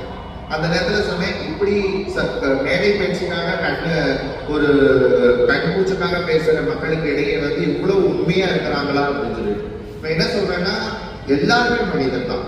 You don't care, you don't see specially. Please just equally equal பண்ணா போதும். இல்லை நீங்க ஒன்றும் ஸ்பெஷல் கேர்ஸ் எல்லாம் கொடுக்கவே வேண்டாம். We don't want that. நீ ரொம்ப ஈக்குவலா பார்த்தா போதும். நார்மலா எங்க வேலைகள் நாங்கள் பாட்டு வந்துடுவோம். இனி வர திருநங்கை குழந்தைகளும் பார்த்தீங்கன்னா நிறைய பேர் இப்போ படிக்கிறதுக்கு ரொம்ப ஆசைப்படுறாங்க. அதெல்லாம் பார்க்கும்போது எனக்கு ரொம்ப சந்தோஷம் இல்லை. கோவிட்ல நிறைய பேர் கேட்டிருக்காங்க ஃபோன் பண்ணி.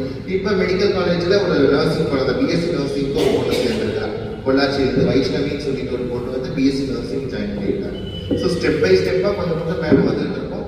இருந்தாலும் கம்மிங் ஜெனரேஷன்ஸில் அவங்களுக்கெல்லாம் நீங்கள் ஒரு பெரியவங்களாக இருக்கிறவங்க டீச்சர்ஸ் எல்லாரும் வந்து கம்மிங் ஜெனரேஷனை புரிஞ்சுக்கிட்டு அவங்களுக்கு ஏற்ற மாதிரி கொஞ்சம் ஒரு கவுன்சிலிங் தேவையா, இல்லை உங்களால் அதை பேசுறது முடியலனாலும் கூட ஒரு சைக்காலஜிஸ்ட்டை கூப்பிட்டு பேசலாம். இல்லை எங்களை மாதிரி ஆக்டிவிஸ்ட் எத்தனையோ பேர் இருக்காங்க, அவங்களுக்கு கூட நீங்கள் பேச வச்சா அவங்களுடைய வாழ்க்கையை நான் வெளிப்படுத்தி விடலாம். கண்டிப்பாக அதுக்கான வாய்ப்பு இருக்கு.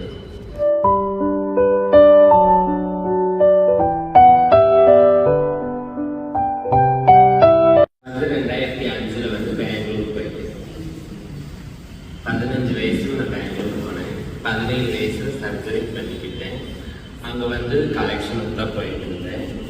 அப்புறம் வந்து 2010 நான் கோயம்புத்தூர் வந்து மதனமாக கிடச்சிட்டு சமையல் வேலைக்கு போய் இப்போ எல்லாரும் போடுற வேலை வளர்த்திருக்கிறாங்க. நம்ம பேரு தங்கமணிமா, இவங்க வந்து கோயம்புத்தூர் தான். இவங்க வந்து மூலிகையில் வந்து இடம்பெளின்னு சொல்லி எண்ணெய் ஆயில் காய்ச்சி முடக்குவாதத்தை வந்து நிவர்த்தி பண்ணுறதுக்கான மசாஜ் பண்ணுறாங்க. இவங்க வந்து அந்த முடக்குவாதம் எடுக்கிறதுக்கான மருந்துகள் தயாரிக்கிறது ஆயில் மசாஜ், ஆயில் தயாரித்து விற்பனை பண்ணி எடுக்கிறாங்க.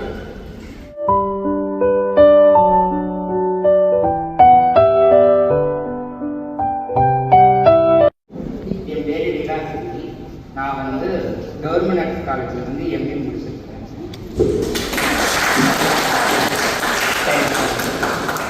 முடிச்சிருக்கிறேன். பிஹெச்டி பண்ணுறதுக்கு கொஞ்சம் அதான் சர்ஜரி பண்ணிட்டு ரெஸ்ட் எடுத்தேன். நான் நெக்ஸ்ட் இயர் வந்து பிஹெச்டி பண்ணேன் வழியில் இருக்குது. என்னோடய சொந்த ஊர் வந்து தென்காசி. நான் காலேஜ் படிக்கிறதுக்காண்டி தான் கோயம்புத்தூர் வந்தேன். இங்கே வந்து காலேஜ் படிச்சுட்டு இருந்தேன். நல்லா தான் போயிட்டு இருந்துச்சு. ஐடிக்கு நான் வந்து 10th 9th நான் வந்து தெரிஞ்சிருச்சு எனக்கு. ஏன்னா எங்கள் வீட்டில் 4 பேர் பசங்க, 3 அண்ணன் எனக்கு.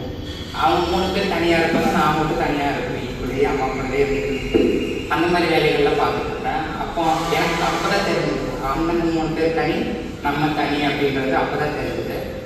தெரிஞ்சு நான் வந்து 10th படிக்கும் போது எக்ஸாம் எழுதுறப்பவே நான் வந்து ஒரு டிரான்ஸ்ஜெண்டர் அவங்க கூட நான் போகிறதுக்கு கொஞ்சம் பேச்சுவார்த்தை இருக்கிறப்போ எங்கள் அண்ணன் எல்லாம் பார்த்து அடித்து உட்கார வச்சுட்டாங்க வீட்டில் எக்ஸாம் எழுதுறதுக்கு கூட போகுங்க. அப்புறம் எங்கள் டீச்சர்ஸ் வந்து கொஞ்சம் என்னை வந்து வாங்க விடுங்க அவனை நம்ம கூட்டு போயிட்டு சேஃபாக கொண்டு வந்து விட்டுறோம், இல்லை எங்கேயும் போக விட மாட்டோம்னு சொல்லி அவங்க அந்த மாதிரி என்னை வந்து எக்ஸாம் எழுத கூப்பிட்டு போனாங்க. அப்புறம் 11th 12th வந்து பாய்ஸ் ஸ்கூலில் சேர்த்து விட்டாங்க. இவன் இப்படியே இருந்தான்னா கேரளாவே அப்படியே இருப்பான், பாய்ஸ் ஸ்கூலில் சேர்த்து விட்டா சரியாக போயிடுவான் அப்படின்னு சொல்லிட்டு அவங்க செஞ்ச பெரிய ஒரு தப்பு எனக்கு இருந்தது. அதுதான் நினைக்கிறேன். அந்த ஒரு இடத்துல என்னை கொண்டு போய் விட்டது வந்து எப்படி இருந்துச்சுன்னா, நான் ரோஜா மாதிரி எனக்கு களி செடிக்குள்ளே கொண்டு போய் என்னை ரோஜா வச்ச மாதிரி இருந்துச்சு. எல்லா பக்கமும் குத்துறாங்க. அங்கே பேசுனா எந்திரிச்சா ஒரு பேச்சு வரும், பின்னாடி ஒரு கமெண்ட் வரும், எதனா ஒரு பேர் சொல்லுவாங்க, இன்னும் ஒரு பேச்சு வரும். எனக்கு ரொம்ப பேசணும், எனக்கு மேடையில் பேசணுன்றது ரொம்ப நாள் ஆசையாக இருக்கும். முன்ன போய் பேசணும் நம்ம சொல்லிடுவாங்களோ, இந்த பேர் சொல்லிடுவாங்களோ அப்படின்ற பயத்தில் நான் எங்கேயுமே பேசவே மாட்டேன். முன்னாடி காலேஜ்லேயும் நான் பேசவே மாட்டேன். ஏன்னா நம்மளுக்கு சொல்லிடுவாங்கன்ற ஒரு பயம் எனக்கு இருந்துச்சு. அப்புறம் 12th நான் தான் ஸ்கூல் ஃபஸ்ட்டு வந்தேன். எனக்கு அக்ரிகல்ச்சர்னால் ரொம்ப பிடிக்கும். ஏன்னா எங்கள் ஊரெல்லாம் அக்ரிகல்ச்சர் வந்ததுனால எனக்கு அக்ரிகல்ச்சர் பிடிக்குன்னா நான் வெக்கேஷனல் சேர்ந்தேன். ஸ்கூல் ஃபஸ்ட்டு வந்தேன். நல்லா சேரெல்லாம் போய் சொன்னாங்க, பிஎஸ்சி அக்ரிகல்ச்சர் படி, இல்லாட்டி டிப்ளமோ அக்ரிகல்ச்சர் படின்னு சொல்லி நான் அப்ரோச் பண்ணாங்க.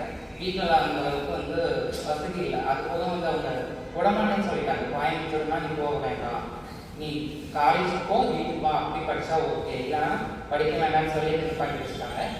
அப்புறம் நான் வந்து என்ன பண்ணேன்னா, இல்லை எனக்கு விடுங்க, நான் போய் படிக்கணும், எனக்கு கோயம்புத்தூர் சேர்த்து விடுங்க அக்ரிகல்ச்சர் இன்ஸ்டியூட்டில் அப்படின்னு சொல்லி கேட்டப்போ அந்த அளவுக்கு அமௌண்ட்டில் நீ வேறு எல்லாம் படிக்க சொல்கிறப்போ இந்த காலேஜில் வந்து ஜாயின் பண்ணேன். நல்ல காலேஜ், நல்ல ஒரு அப்ரோச். கோயம்புத்தூர் பீப்புள்ஸ் வந்து மேக்ஸிமம் வந்து ஸ்டூடெண்ட்ஸ் வந்து நம்மக்கிட்ட வந்து தனியாக ஒரு இதுவாக பார்க்காம ஜாலியாக பேசினாங்க. எனக்கு கம்ஃபர்டபுள் தான் சொன்னாங்க. அதனால தான் நான் இன்னும் அங்கே போய் படிக்கணும்னு நினைக்கிறதுக்கு காரணம், நல்லா ஒரு ஃப்ரெண்ட்ஸாக இருக்கிறது. நான் இப்படி தான் இருக்கிறேன்டா, என்னோட லைஃப் இதுதான், நான் இப்படி தான் டிசைட் பண்ணியிருக்கேன்னு சொல்கிறப்போ கூட ஒரு ரூமுக்குள்ளே நாங்கள் ஒரு 6-7 பேர் பசங்க கூட இருக்கிறோம். 6-7 பேர் ரூமுக்குள்ள இருந்தாலும் ஒரு பசங்க கூட என்னை தப்பாக இது பேச மாட்டாங்க, தப்பாக யாரும் பேச விட மாட்டாங்க. அதுதான் எனக்கு பிடிச்சது. அவங்க தப்பாக பேசுறதுனால யாரையும் பேச விட மாட்டாங்க. அவன் என் ஃப்ரெண்டு அப்படிதான் இருக்கும். எனக்கு எப்படி கம்ஃபர்டபுள் சொல்லணும், நான் எப்படி பேசுவேனோ, நான் சின்ன பிள்ளை மாதிரி விளையாண்டு தெரியும். அவங்க கூட அடிச்சுட்டு பிடிச்சிட்டு பொண்ணு கூட தான் மேக்ஸிமம் இருப்பேன். அவங்க கூட ஜாலியாக பேசி சுற்றிட்டு இருப்போம், பசங்க சைட்டு அப்படிலாம் பார்த்துட்டு இருக்கிறப்போ பசங்க எனக்கு எதுவுமே சொல்ல மாட்டாங்க. என்ன அப்ரோச் நல்லா வெளியே போகிறதா இருக்கட்டும், எங்கே போனாலுமே நீ வா, உனக்கு எந்த பைக் கம்ஃபர்டபுளாக இருக்கும் அதில் உட்காந்து போய் அப்படின்ற மாதிரி என்னை ரொம்ப கேர் பண்ணிட்டாங்க என் ஃப்ரெண்ட்ஸ் எல்லாம். அதனால என்னாச்சுன்னா நல்ல ஒரு என்னால் அச்சீவ் பண்ண முடிஞ்சிச்சு. ஏன்னா எம்ஏன்றது வந்து என்னை பொறுத்தவரைக்கும் நான் ஒரு திருநங்கைன்னு சொல்லி எம்ஏ முடிக்கிற அளவுக்கு என்னை எதுவுமே பண்ணாதவங்களுக்கு வந்து நான் ரொம்ப தேங்க்ஸ், நான் அவங்களுக்கு ரொம்ப கடமைப்பட்டுருக்கேன் சொல்கிறதுக்கு எனக்கு ஒரு வாய்ப்பாக இருந்துச்சு. அதுக்கப்புறம் வந்து பிஹெச்டி பண்ணணுன்றது என்னோட ஆசை. அது போக வந்து என்னன்னா அக்ரிகல்ச்சர் ரிலேட்டடாக எனக்கு எதுனா ஒன்று செஞ்சு நம்ம பேர் வந்து வெளியே வரணும்.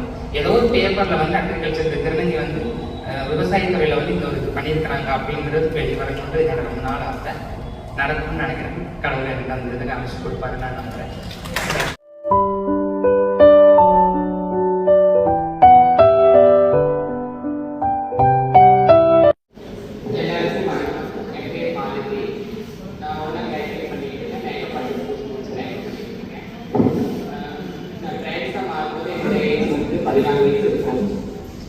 அந்த ஸ்டேஜில் வந்து நான் சின்ன பொண்ணாக இருப்பேன், சின்ன பையனாக இருப்பேன். யாரும் வெளியே விட மாட்டாங்க. மோஸ்ட்லி எங்கள் வீட்லேயாவது மாறிடலாம்னு சொல்லி வெளியே விடாது சொல்லிட்டாங்க. ஸ்கூல்லலாம் அப்போ ரொம்பவே திருநங்கை அப்படி ஒரு பெண்ணாக நடக்கிறாங்கனால அவங்க அவாய்ட் பண்ண பார்ப்பாங்க. பசங்க பேசவே மாட்டாங்க, பொண்ணுங்க பயந்துருப்பாங்க, டீச்சர்ஸ் ஃபீல் பண்ணுவாங்க. அப்போ அதிகமாக திருநங்கை கிடையாது. அந்த ஸ்டேஜில் எனக்கு ரொம்ப மைண்ட் ப்ரெஷர் இருக்கும், படிக்க முடியாமல் போயிருந்தாங்க. நிறைய ப்ராப்ளம்ஸ் இருக்கு. என்னோட சிஸ்டர்ஸே வந்து ஃபீல் பண்ணுற மாதிரி பேசுவாங்க. வீட்டில் அம்மா இருப்பாங்க, அப்பா கூட வேறு ரொம்ப அடிப்பாங்க, அந்த மாதிரிலாம் இருக்கும். அதையெல்லாம் தாண்டி நான் 10th வரைக்கும் படிச்சுட்டு தான் இருந்தேன். 10th எக்ஸாம் அப்போ என்னால் முடியலை, ரொம்ப ப்ரெஷர் ஓவராகவும். அக்கம் பக்கம் எல்லாம் ஜாஸ்தி பேச ஆரம்பிச்சிட்டாங்க. இவங்க இப்படி இருக்காங்க, உங்கள் பையன் இப்படி இருக்கான், அப்படி இருக்கான்னு சொல்லவும் எனக்கு அங்கே ஃபேமிலியில் இருக்க முடியல. அப்பா வந்து என்னை ரொம்ப அடிக்கிற மாதிரி ஆயிடுச்சு. ஸோ அதனால நான் என்ன பண்ணேன், எனக்கு தெரிஞ்சவங்க எங்கள் ஏரியாவிலேருந்து கொஞ்சம் பக்கத்தில் இருக்கவங்க, என்னோட அம்மா இருக்காங்க, ட்ரான்ஸ் அவங்க தான், அவங்க ஃபர்ஸ்ட் டைம் பார்க்கும்போது எனக்கு அவங்க கூட போகணுங்கிற ஒரு இது இருந்துச்சு. ஆனால் பேசுறதுக்கு பயம் இருந்துச்சு.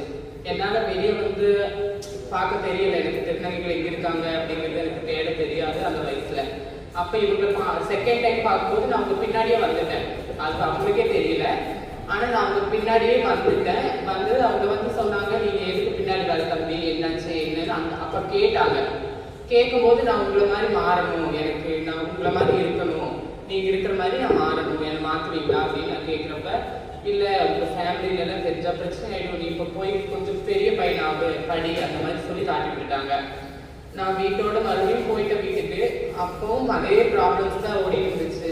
சரி ஓகே, இது செட் ஆகாது, இதுக்கு மேலே இருக்கக்கூடாதுன்னு சொல்லி நான் கோயம்புத்தூருக்கு வந்துட்டேன். நான் கேரளா பார்டர்லேருந்து நான் கோயம்புத்தூர் வந்துட்டேன். இவங்களை தேடி வந்துட்டேன். நான் பார்க்கன்னு சொன்னதே அந்த அம்மா தேடி வந்துட்டேன். வந்தது அவங்க என்னை வெளியே எங்கேயும் வீட்டில் அக்செப்ட் பண்ணிக்கிட்டாங்க. ஓகே சரி ஓகே, ஃபேமிலி பிரச்சனை வந்து பார்த்துக்கலாம் அப்படிங்கிற மாதிரி ஓகேன்னு சொல்லி என்னை அக்செப்ட் பண்ணி வச்சுக்கிட்டாங்க. அப்போ இவங்க வந்து என்னை வெளியே விட மாட்டாங்க. ஏன்னா அப்போ அந்த சிறுவர் தொழில் அது பண்ணக்கூடாதுன்னு சொல்லி இவங்க ப்ராப்ளம்ஸ் இருந்துச்சு. அதனால வெளியே மக்களை எங்கேயும் கூட்டிகிட்டு போகாமல் என்னை வீட்டுக்குள்ளேயே வச்சு பார்த்துப்பாங்க. ஏன்னா அந்த 14 வயசுல என்னை வெளியே விட முடியாது.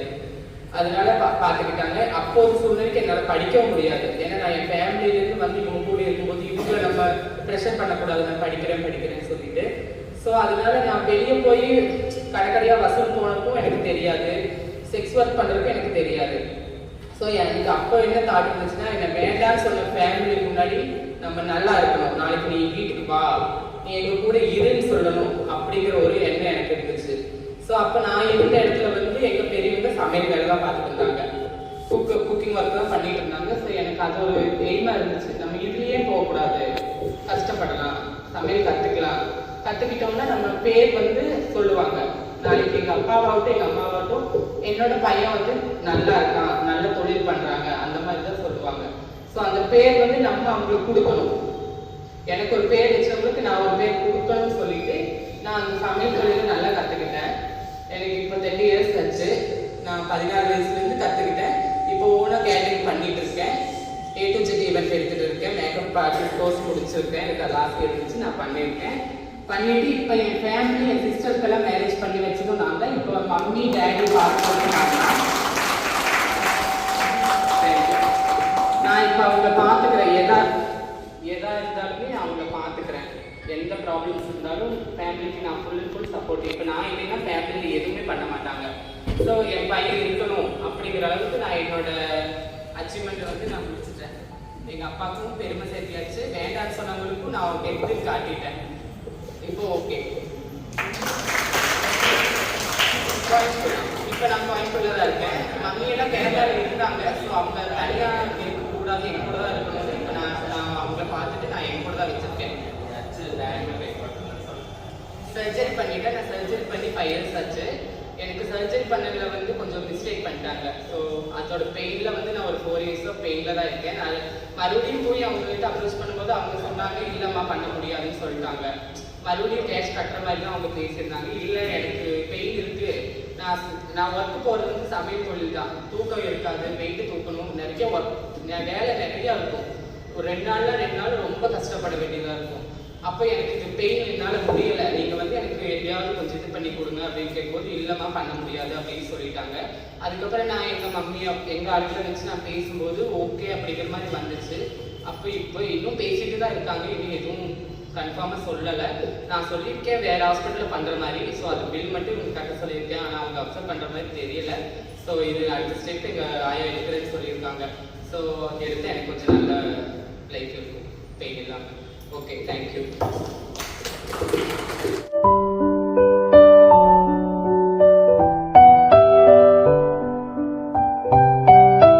Great Bharatanatyam dancer first of all. First news reader also. Tamil Nadu's first news transgender news reader. Sorry, India's first. Then she is doing now PhD in Tamil. Working as an assistant professor in Kokunadu College.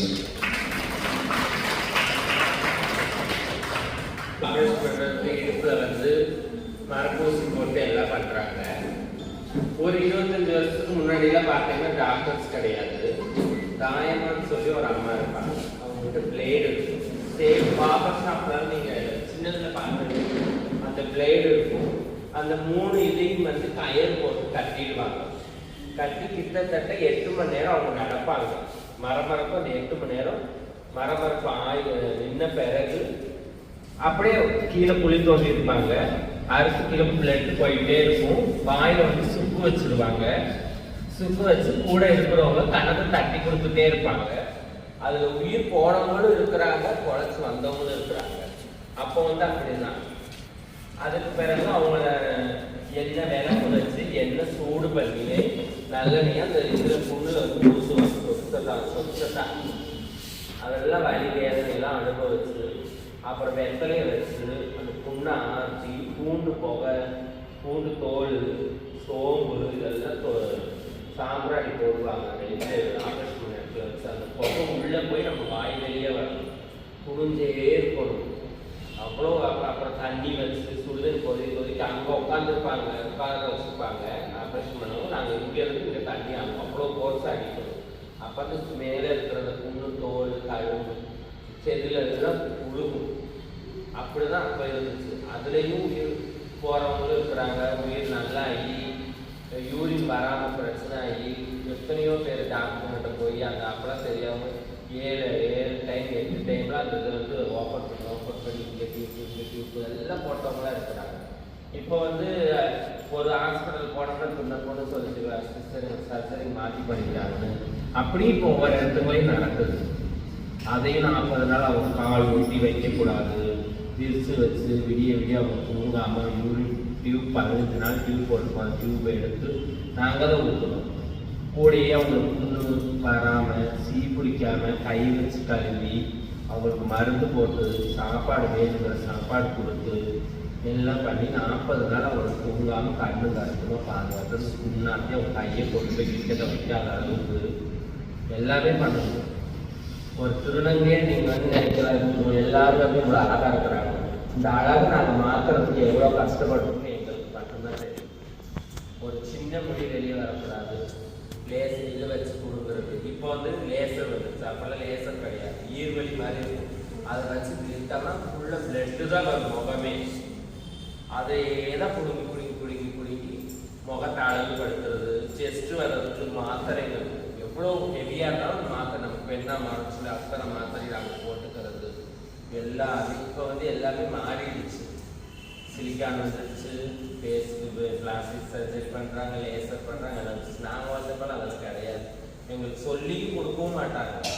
இப்போதான் ஒரு திருநங்கை வராங்க, operation பண்ணுறாங்க, அவங்களுக்கு வேணும் படிப்பு எல்லாமே வந்துடுது. அந்த காலகட்டத்தில் அதெல்லாம் கிடையாது. இப்போ வந்து இந்த பொண்ணுக்கு ஒரு பிரச்சனைன்னு சொல்லியிருக்கிறாங்க டாக்டர். நாங்கள் அந்த இடத்துல போய் நிற்போம். நிற்கிறதுக்கு எங்கள் பின்னாடி 50 பேர் வருவாங்க. அந்த பொண்ணுக்கு சப்போர்ட் பண்ண ஆளுங்க. ஏன்னா இப்போ எங்கள் வீட்லேயும் சிசரிங் பண்ணுறதுக்கான ஆளுங்க இருக்கிறாங்க. இனி வரக்கூடிய இடத்துல அந்த ஹாஸ்பிட்டல் வந்து தப்பு நடக்கக்கூடாது, இப்படி தான் பண்ணணும். ஆனால் கவர்மெண்ட்டில் எவ்வளோ நாங்களும் போராடணும், கவர்மெண்ட்டில் பண்ணுங்கன்னு சொல்லி கவர்மெண்ட்டில் கொண்டு வந்தாலும் நாங்கள் இந்த வழி வேறு இது பண்ண வேண்டிய அவசியம் இல்லை.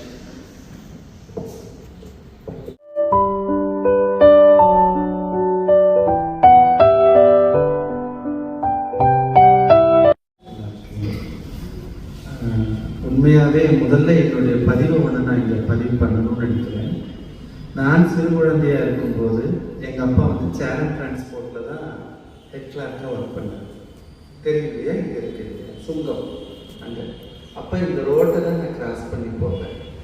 அப்படி போகும்போது அது என்னமோ இந்த பள்ளியின் மேலே மட்டும் எனக்கு ஒரு தனிவிதமான ஒரு ஈர்ப்பு. பெண்கள் மட்டும்தான் படிக்கிற பள்ளி அப்படின்னாலும் கூட நாம் இங்கே படிக்க முடியுமா? ஒரு பெண்ணாக இங்கேருந்து படிக்கணும். இந்த அட்மாஸ்பியர், இந்த அமைதியான ஒரு சூழல், இது எல்லாமே ஒரு ஈர்ப்பு கொடுத்தது. அதை கட்டாயமாக இந்த இடத்துல சொல்லணும்னு நினச்சேன். என்னுடைய சிறு வயது எண்ணங்கள் இன்னைக்கு என்னை இங்கே உட்கார வச்சு மைக் படித்து பேசுறது. பல தடவை நான் இந்த ரோடை கிராஸ் பண்ணும்போதெல்லாம் என் பார்வை கட்டாயமா இந்த பள்ளியின் மேல ஒரு அழுத்தத்தை கொடுத்துட்டு தான் நகர்ந்துருக்கும். இந்த வாசலை கடந்து போயிருக்கும். அப்படி ஒரு ஈர்ப்பை கொடுத்ததானது இந்த பள்ளி. இதை நானா பேசுறதை விட நீங்க உங்களுடைய சந்தேகங்கள் ஏதாவது இருந்து கேட்டா அதுக்கு பேசினா கொஞ்சம் பொருளா இருக்கும்னு நினைக்கிறேன்.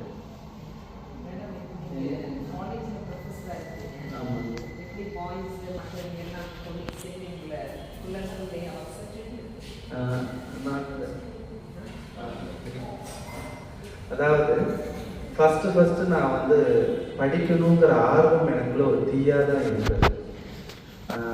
என்னோட ஆட்டோபயோகிராஃபி நெருப்பாற்றில் நீந்தி வந்தேன் அந்த நூலை எழுதியிருக்கேன். முதல் முறையாக ஒரு திருநங்கையினுடைய எழுத்துக்கு அரசு அங்கீகாரம் கிடைச்சு அந்த பரிசை வாங்கணும். 2019ஆம் வருடம் வெளியிட்டேன் ஆட்டோபயோகிராஃபி. அதில் நான் பதிவு பண்ணியிருக்கேன். கல்விங்கிறது ஆணுக்கும் பெண்ணுக்கும் மட்டுமல்ல, மனிதர்களாக பிறந்த எந்த பாலினமாக இருந்தாலும் கூட கல்வி கட்டாயம் வேண்டும்.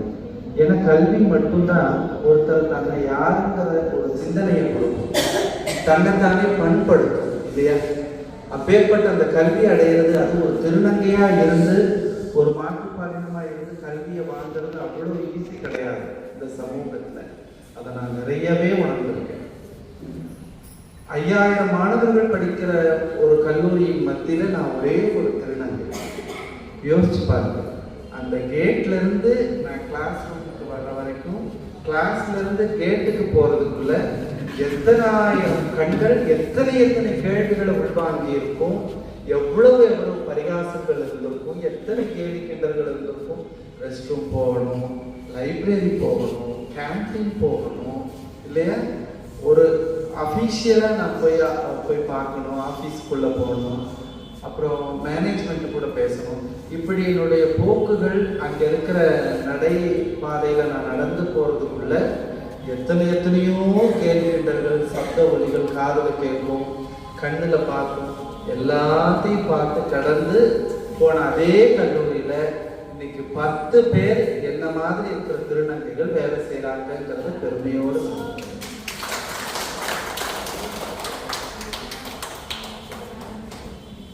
ஏன்னா முதல்ல ஒரு ஸ்காலராக போய் நம்ம படித்து நமக்கான தலைப்பை தேர்ந்தெடுத்து கைடுக்கும் நமக்கும் நல்ல ஒரு ரேப்போ இருக்கணும் இல்லையா, ஒரு லிங்க் இருக்கணும். அதை வாங்கிறதுக்குள்ளேயே நான் படாத பட்டுட்டேன். இப்போ இன்னும் படிக்கணும்னு நினைக்கிற திருநங்கைகளுக்கு பொருளாதார ரீதியாக நிறைய சிக்கல்களை சந்திக்க வேண்டியதாக இருக்கு. இன்க்ளூட் மீ, நான் என் வரைக்குமே நான் அதிகம் கஷ்டப்படுறேன், ஸ்ட்ரகிள் பண்ணுறேன். ஏன்னா நிறைய எப்படியோ மாறிட்டோம். மாறினதுக்கு அப்புறம் நம்ம வாழ்வாதாரத்தை எப்படி தக்க வச்சுக்கிறது அப்படிங்கும் போது கல்வியை கையில் எடுக்கிறோம்.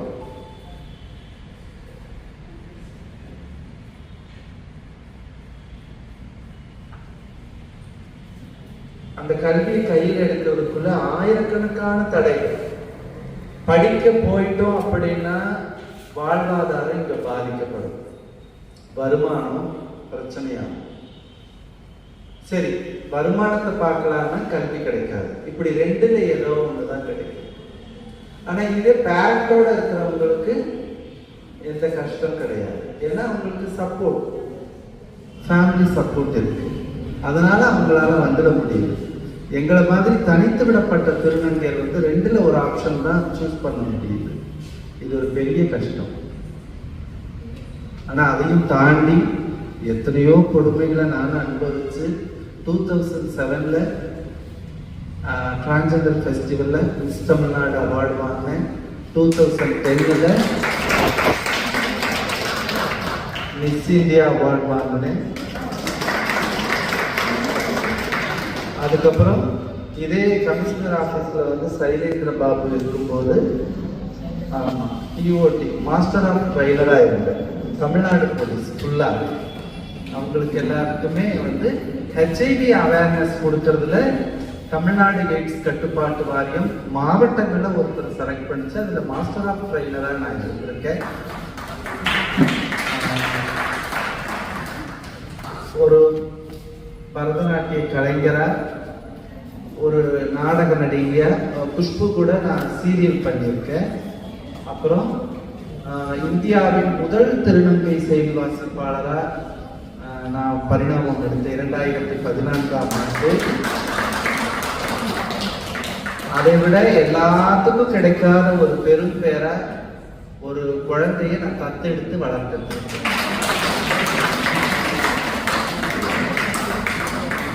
ஏன்னா பெண்மையினுடைய பூரணத்துவம் தாய்மையில தான் முடிவடையும் சொல்லுவாங்க. பெண்ணா மாறதை விட அந்த பெண்ணுக்குள்ள இருக்கிற தாய்மையை கொண்டு வரணுங்கிறது தான் என்னுடைய கனவு. அது இன்னைக்கு நடந்து இன்னைக்கு என்னுடைய மகன் 7ஆம் வகுப்பு படிக்கிறான்.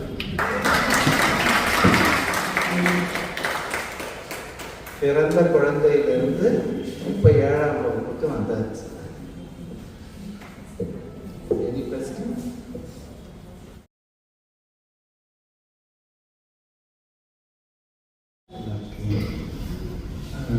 உண்மையாவே முதல்ல என்னுடைய பதிவை நான் இங்க பதிவு பண்ணணும்னு நினைக்கிறேன். நான் சிறு குழந்தையா இருக்கும்போது எங்க அப்பா சேரன் டிரான்ஸ்போர்ட்ல தான் ஹெட் கிளார்க்கா ஒர்க் பண்ணார். தெரியலையா? இங்க இருக்கு சுங்கம் அங்க. அப்ப இந்த ரோட்டை தான் நான் கிராஸ் பண்ணி போவேன். அப்படி போகும்போது அது என்னமோ இந்த பள்ளியின் மேல மட்டும் எனக்கு ஒரு தனிவிதமான ஒரு ஈர்ப்பு. பெண்கள் மட்டும்தான் படிக்கிற பள்ளி அப்படின்னாலும் கூட நாம் இங்கே படிக்க முடியுமா? ஒரு பெண் தான் இங்கிருந்து படிக்கணும். இந்த அட்மாஸ்பியர், இந்த அமைதியான ஒரு சூழல், இது எல்லாமே ஒரு ஈர்ப்பு கொடுத்தது. அது கட்டாயமாக இந்த இடத்துல சொல்லணும்னு நினைச்சேன். என்னுடைய சிறு வயது எண்ணங்கள் இன்னைக்கு என்னை இங்க உட்கார வச்சு மைக் படிச்சு பேச பல தடவை நான் இந்த ரோடை கிராஸ் பண்ணும்போதெல்லாம் என் பார்வை கட்டாயமா இந்த பள்ளியின் மேல ஒரு அழுத்தத்தை கொடுத்துட்டு தான் நகர்ந்துருக்கும். இந்த வாசலை கடந்து போயிருக்கும். அப்படி ஒரு ஈர்ப்பை கொடுத்ததானது இந்த பள்ளி. இதை நானா பேசுறதை விட நீங்க உங்களுடைய சந்தேகங்கள் ஏதாவது இருந்து கேட்டா அதுக்கு பேசினா கொஞ்சம் பொருளா இருக்கும்னு நினைக்கிறேன்.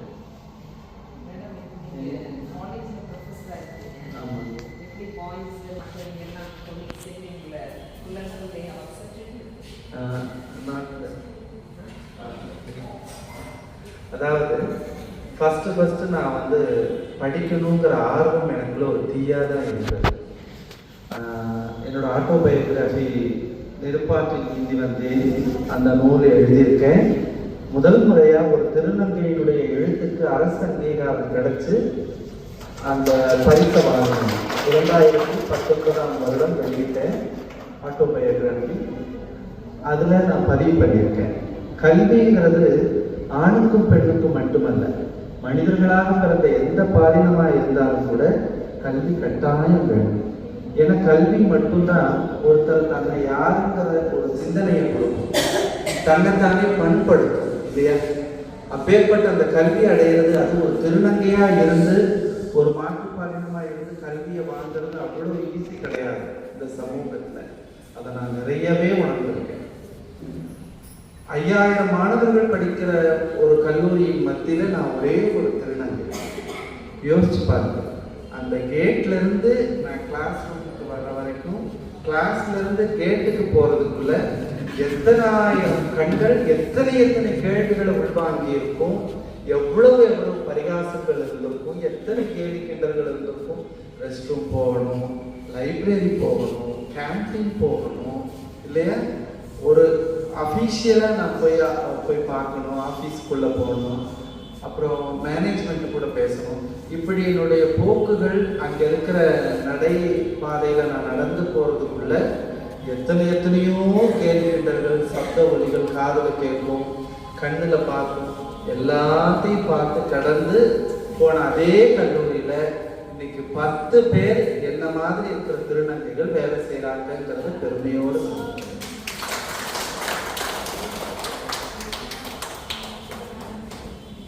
ஏன்னா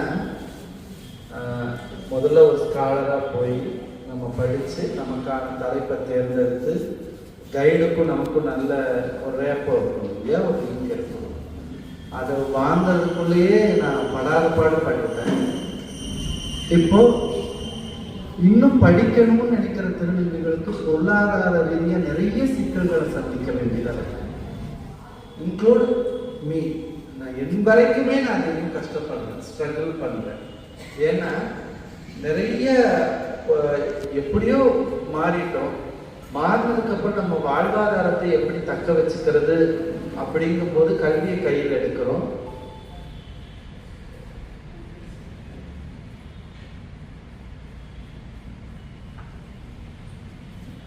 அந்த கல்வியை கையில் எடுக்கிறதுக்குள்ள ஆயிரக்கணக்கான தடைகள்.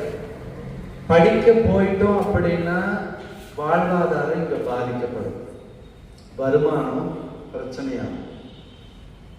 சரி, வருமானத்தை பார்க்கலாம்னா கல்வி கிடைக்காது. இப்படி ரெண்டுல ஏதோ ஒண்ணுதான் கிடைக்கும். ஆனா இதே பேரண்டோட இருக்கிறவங்களுக்கு எந்த கஷ்டம் கிடையாது. ஏன்னா அவங்களுக்கு சப்போர்ட், ஃபேமிலி சப்போர்ட் இருக்கு. அதனால அவங்களால வந்துட முடியுது.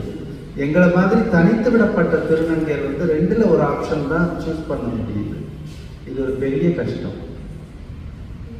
ஆனா அதையும் தாண்டி எத்தனையோ கொடுமைகளை நான் அனுபவிச்சு 2007ல் டிரான்ஸ்ஜெண்டர் ஃபெஸ்டிவலில் மிஸ் தமிழ்நாடு அவார்டு வாங்கினேன். 2010ல் மிஸ் இந்தியா அவார்டு வாங்கினேன்.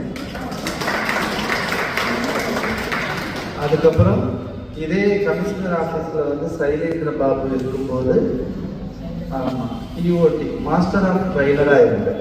தமிழ்நாடு போலீஸ் ஃபுல்லாக அவங்களுக்கு எல்லாருக்குமே வந்து ஹெச்ஐவி அவேர்னஸ் கொடுக்கறதுல தமிழ்நாடு எய்ட்ஸ் கட்டுப்பாட்டு வாரியம் மாவட்டங்களில் ஒருத்தர் செலக்ட் பண்ணிச்சு. அதில் மாஸ்டர் ஆஃப் ட்ரைனராக நான் இருந்திருக்கேன். ஒரு பரதநாட்டிய கலைஞராக, ஒரு நாடக நடிகையாக, குஷ்பு கூட நான் சீரியல் பண்ணியிருக்கேன். அப்புறம் இந்தியாவின் முதல் திருநங்கை செய்தி வாசிப்பாளராக நான் பரிணாமம் எடுத்தேன் 2014ஆம் ஆண்டு. அதை விட எல்லாத்துக்கும் கிடைக்காத ஒரு பெரும் பேரா ஒரு குழந்தையை நான் தத்தெடுத்து வளர்த்தேன்.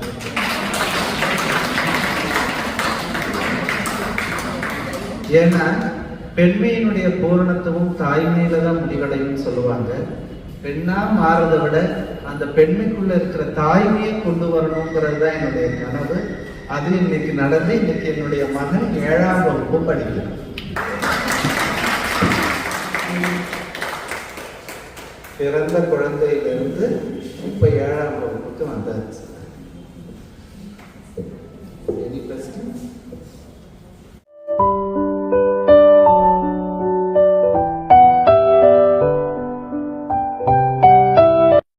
ஸ்பெஷல் எங்களுக்கு வேண்டவே வேண்டாமா? ஏன்னா நீங்க சொன்னீங்க உங்களுக்கு இந்த சப்போஸ் எல்லாம் இருக்குது. நீங்க இந்த ஒரு இதுல வந்து எங்க ஒத்துக்கவே மாட்டேங்கிறாங்க. கோவை மாவட்டம் இருக்குது, எத்தனை பக்கம் ஏத்துக்கிறாங்க வாங்க. அவங்க ஏத்துக்காததுனால நம்ம வாழாம போயிடுறோமா? இல்லையே, போராடிட்டு தான் இருக்கிறோம். அந்த மாதிரி இன்னும் எங்க குழந்தைகள் வந்தா அக்செப்ட் பண்ணி உட்கார வரைக்கும், எப்ப சக மாணவிகளா உட்கார வைக்கிறாங்களோ அது வரைக்கும் நாங்க போராடிக்கிட்டே தான் இருக்கோம். நான் எங்க மூதாதைய காலம் இருந்துச்சு, அடுத்த அம்மாவுடைய காலம் வந்து, அடுத்து என் காலம் வந்துச்சு, அடுத்து எனக்கு அடுத்த காலமும் வந்துருச்சு. ஸோ இங்க போராடும் கண்டிப்பா ஒரு நாள் அந்த வெற்றி கணிக்க அடையும்.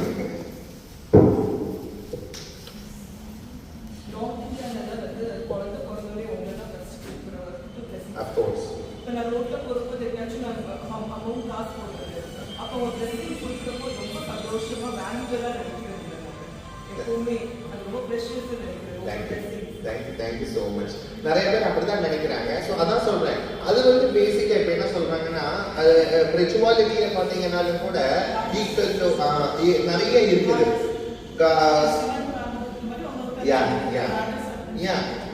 இந்த மாதிரி இருக்குது. ஸோ அதனால அதை பேஸ் பண்ணி அவங்க வந்து ஆசீர்வாதம் கேட்குறாங்க. நம்ம மனசார ஆசீர்வாதங்கிறது இதுதான் பண்ணணுங்கிறதுல இல்லை. நீங்க நாம 2 பேரும் ஃப்ரெண்ட்ஸாக இருந்தால் நான் நினைக்கிறேன் உங்களுக்கு நீங்க ரொம்ப நல்லா இருக்கும்னு நினைச்சா அதுவும் ஆசீர்வாதம் தான்.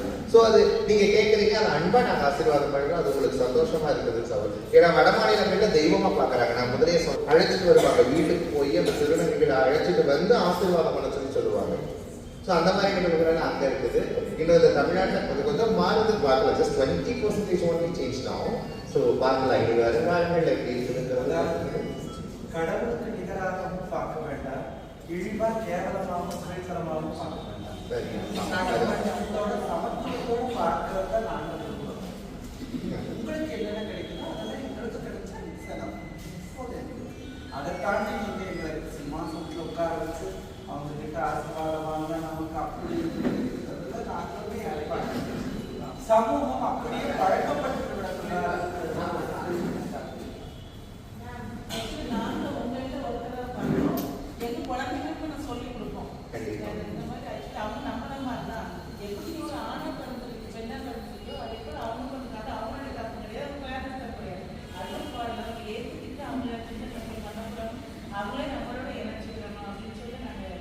இல்லை, அதை நீங்கள் ஒரு சவாலாக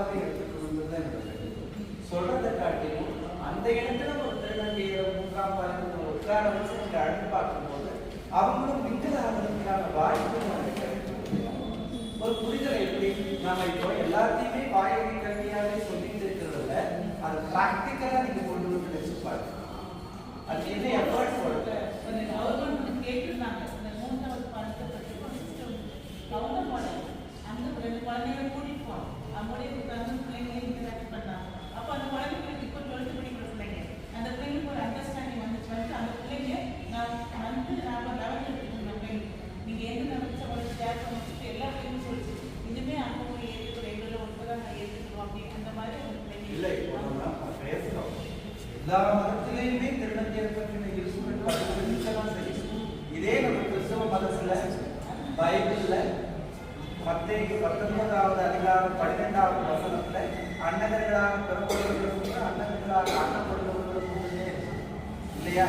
நம்ம புதுசா ஒரு இடத்தை மேல இருந்து கீழே யாரும் போட்டுள்ளது நமக்குள்ள ஒரு உருவான இனம் நாம உற்பத்தி பண்ற ஒரு இனம் அது ஒதுக்குறது எந்த இதுவும் இல்லை இல்லையா? பரலோக நிமித்தம் அவர்களுக்கு கதவு திறந்தே தான் இருக்கும்னு தான் இயேசு கிறிஸ்து சொல்றாரு இல்லையா? ஏன்னா கருணையே வடிவான கிறிஸ்துவ மதம் அதைத்தான் வருது. இப்படி எல்லா இதுலையுமே சொன்னாலுமே ஆனாலும் ஒரு தடைகள் இருக்கதான் செய்யும். இந்த சமூகத்துக்கும் திருநங்கைகளுக்குமானவரும் இப்ப வரைக்கும் தான் இருக்காங்க. தடைகள்ல நாங்களும் போராடி உடைச்சுக்கிட்டு தான் பார்த்தோம்.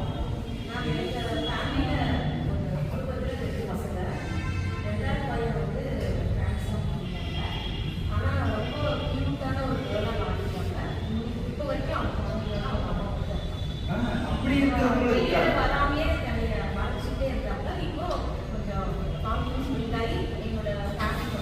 அது யோசிச்சு பாருங்களேன், நமக்கு வாழ்நாள் காலம் எவ்வளவுன்னு தெரியாது. அதை வெளியே காட்டுற வரைக்கும் அவங்களுக்குள்ள முக்கி முருகி அதை போட்டு மனசுக்குள்ள ஆராதரணமா அந்த வலியோடவே எவ்வளவு நாள் வாழணும் இல்லையா? நான் அம்மா எனக்கு பெண்ணா வாழணும்னு ஆசையா இருக்குமா? அப்போ நீங்க என்ன பண்ணலாம்னா திருநங்கையர் பற்றின படைப்புகளை உங்க நூலகங்கள்ல வைங்க. 100ல ஒரு குழந்தை படிச்சா கூட அது ஒரு அறிவா எடுக்கும். உங்க மற்ற படைப்புகளோட திருநங்கையரோட இலக்கிய படைப்புகளையும் வைங்க. தொல்காப்பிய காலத்திலிருந்தே இருக்கு. தமிழ் சமூகத்துக்கான முதல் இலக்கண நூலான தொல்காப்பியத்திலிருந்தே பதிவுகள். அப்ப புதுசா வந்துட்டு இனம் கிடையாது, வேணுட்டே செய்யற இனமும் கிடையாது. இத ஒரு குறைன்னு சொன்னா கூட என்னால ஏத்துக்கவே முடியாது. இது ஒரு குறையா இல்ல இது படைப்பின் பிழைன்னு சொல்லிட முடியுமா? ஆண் பெண் எப்படி இயற்கையோ அதே போல இதுவும் இயற்கை அப்படின்னு என்ற அளவுக்கு மனித மனம் பக்குவம் அடைய வேண்டும். அவ்வளவுதான். We are equal.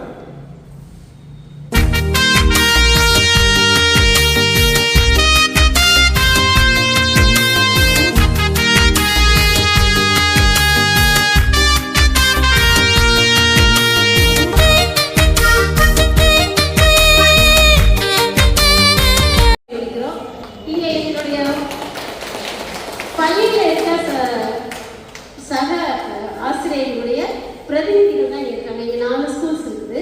அதோடைய பிரதிநிதிகள் தான் இங்கே இருக்கிறாங்க. அதுலேருந்து நாங்கள் ஒரு சிறு தொகையை நாங்கள் உங்களுக்காக சேர்த்து எங்களுடைய அருட்சகோதரி இருக்கிறோம். அவங்க எங்கள் சார்பாக உங்களுக்கு தருவாங்க. ரொம்ப சந்தோஷம் உங்களை சந்திச்சதுலையும் உங்களுடைய உணர்வுகளை நாங்கள் கேட்டது பகிர்ந்துக்கிட்டது இதை நாங்கள் எங்கள் மனசில் சமர்ப்பித்து போகிறோம். தினமும் இறைவன் உங்களோடு இருக்கும், உங்களுடைய வழிநடத்தும், உங்களுடைய பணி சிறக்கவும், உங்களுடைய ஆசைகள் அத்தனையும் நிறைவேறவும் நாங்கள் வாழ்க்கைக்கிறோம். நன்றி. அதே போல ஒட்டுமொத்த திருநங்கைய சமூகம் சார்பாகவும் உங்களுக்கு மிக்க நன்றி. ஏன்னா இப்படி ஒரு புரிதல் இரு பாலினருக்குமே ஏற்படணும் அப்படிங்கிறத என்னுடைய உண்மையான நோக்கம். ஏன்னா மனிதன் சார்ந்த இடங்கள்ல தான் இந்த மாதிரி விஷயங்கள் விவாதிக்கப்படும் இல்லையா? புலவர்கள் இருக்கிற பக்கம் தமிழ் விளையாடு, மனிதர்கள் வாழும் பக்கம் தான் மனித விளையாடு. அப்படிதானே? அந்த மாதிரி இப்படி ஒரு வாய்ப்பை எந்த சமூகத்தையும் இங்க அழைச்சு நீங்க மரியாதை பண்ணி அவங்களுடைய நிறைகுறைகளை வாழ்வின் வழிகளை நீங்க கேட்டதுக்கு முதல்ல எங்களுடைய மனமார்ந்த நன்றி. இது இப்படியே நின்று போயிடாம இந்த சமூகம் இன்னும் மேல வர்றதுக்கு உங்களால் எந்த அளவுக்கு ஒரு துரும்ப கிள்ளி போட முடியுமோ அந்த துரும்பு ஒரு பெரிய ஆலமரமாகி அதன் நிகழ்ந்த 1000 திருநங்கைகள் வந்து பயனடையணும்னு கேட்டுக்கிட்டு கோரிக்கையா முன்னாடி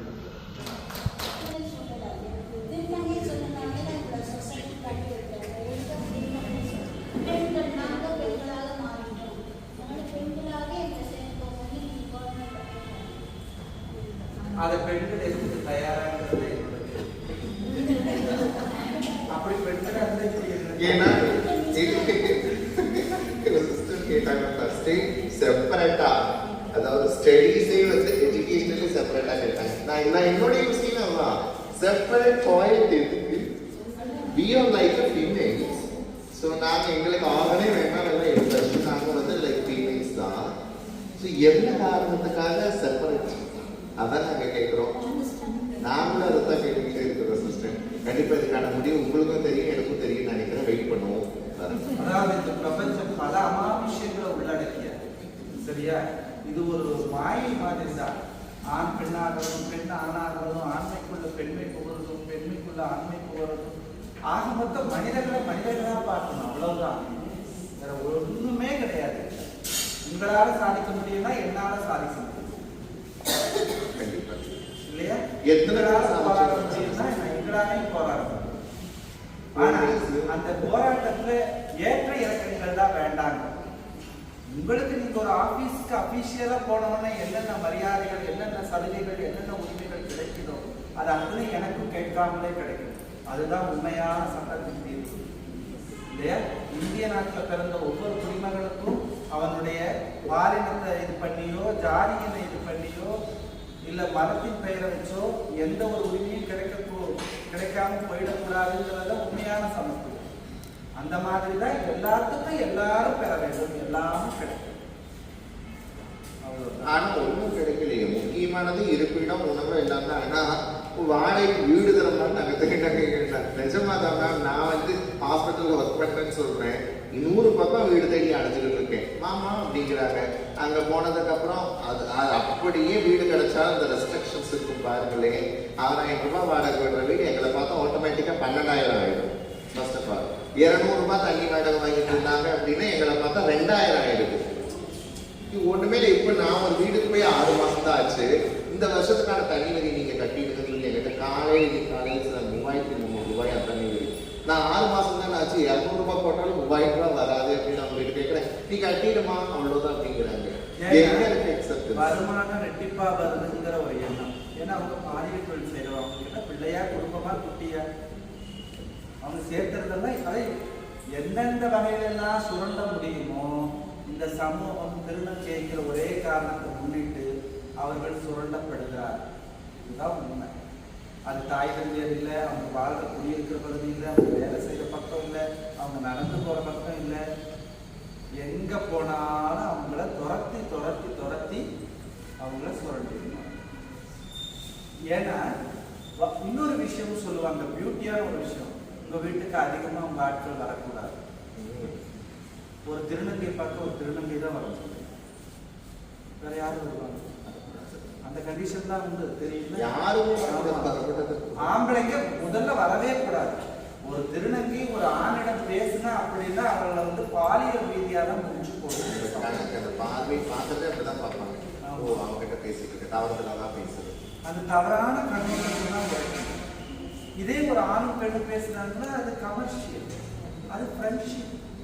அந்த கோணத்துல போகும்போது ஒரு திருநங்கை இதே இடத்துல பகிரங்கமா ஒரு ஆண் கூட பேசுறாரு அப்படின்னா அவருக்கும் ஒரு முத்திரை குத்திடுவாங்க.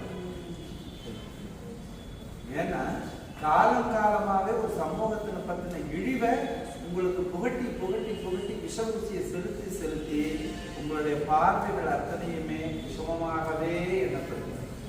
திருநங்கைனா இப்படி தாங்கிற ஒரு கட்டமைப்பு இந்த சமூகத்திற்கு அதை உடைக்கணும். அவர்களும் கண்ணியமானவர்களே, நல்லதொரு சமுதாயத்திற்கு அவர்களாலும் முன்னேற்ற முடியும், பாடுபட முடியும், உயர்வை காட்ட முடியுங்கிற எண்ணம் என்னைக்கு இந்த சமூகத்துக்குள்ள நுழைவு அன்னைக்குதான் எங்களாலையும் மேலேறி வரணும். அதற்கான தூண்களா, அதற்கான வழிகாட்டியா தான் நீங்கள்லாம் இல்லையா? இன்னைக்கு 10 பேர் இருக்கிற மாதிரி நாளைக்கு 100 பேர் இருக்கலாம். ஆனா இது வெறுமனே உரையாடலாவே முடிஞ்சு போயிடக்கூடாது. அதுதான் என்னுடைய ஆதங்கம். ஒருத்தர் சமூகத்தை பத்தி கேட்கிறோம், தெரிஞ்சுக்கிட்டா ஓகே. அதுக்கப்புறம் என்ன? இந்த கேட்டு இழுத்து சாப்பிடணும்னு இந்த பேச்சு, இந்த வலிகள், வேதனைகள், வாழ்வியல் துன்பங்கள் எல்லாம் இதோட போயிடக்கூடாது.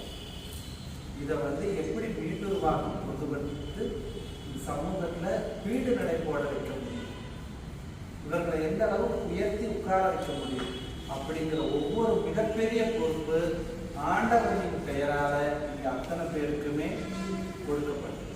இதுதான் உண்மை. அது எங்களுக்குமாகட்டும் அப்படி ஒரு அருமையான நிகழ்வு ஏற்படுத்தி கொடுத்தது ரொம்ப சந்தோஷம். சிஸ்டர், எனக்கு ஒரே ஒரு வேண்டுகோள் என்னன்னா, அம்மாவுடைய ஆட்டோபயோகிராஃபி கொண்டு வந்திருக்காங்க. அதை உங்களுடைய நூலகத்தில் வைக்கிறதுக்கு நீங்கள் உங்ககிட்ட இப்போ நாங்கள் கொடுத்துட்றோம். நீங்கள் மேனேஜ்மெண்ட் கிட்ட பேசி அதை உங்கள் நூலகத்தில் வைங்க. எல்லாரும் படித்து இது பேசி தெரிஞ்சுக்கிட்டதை நான் எழுத்து மூலமாக தெரிஞ்சுக்குவாங்க.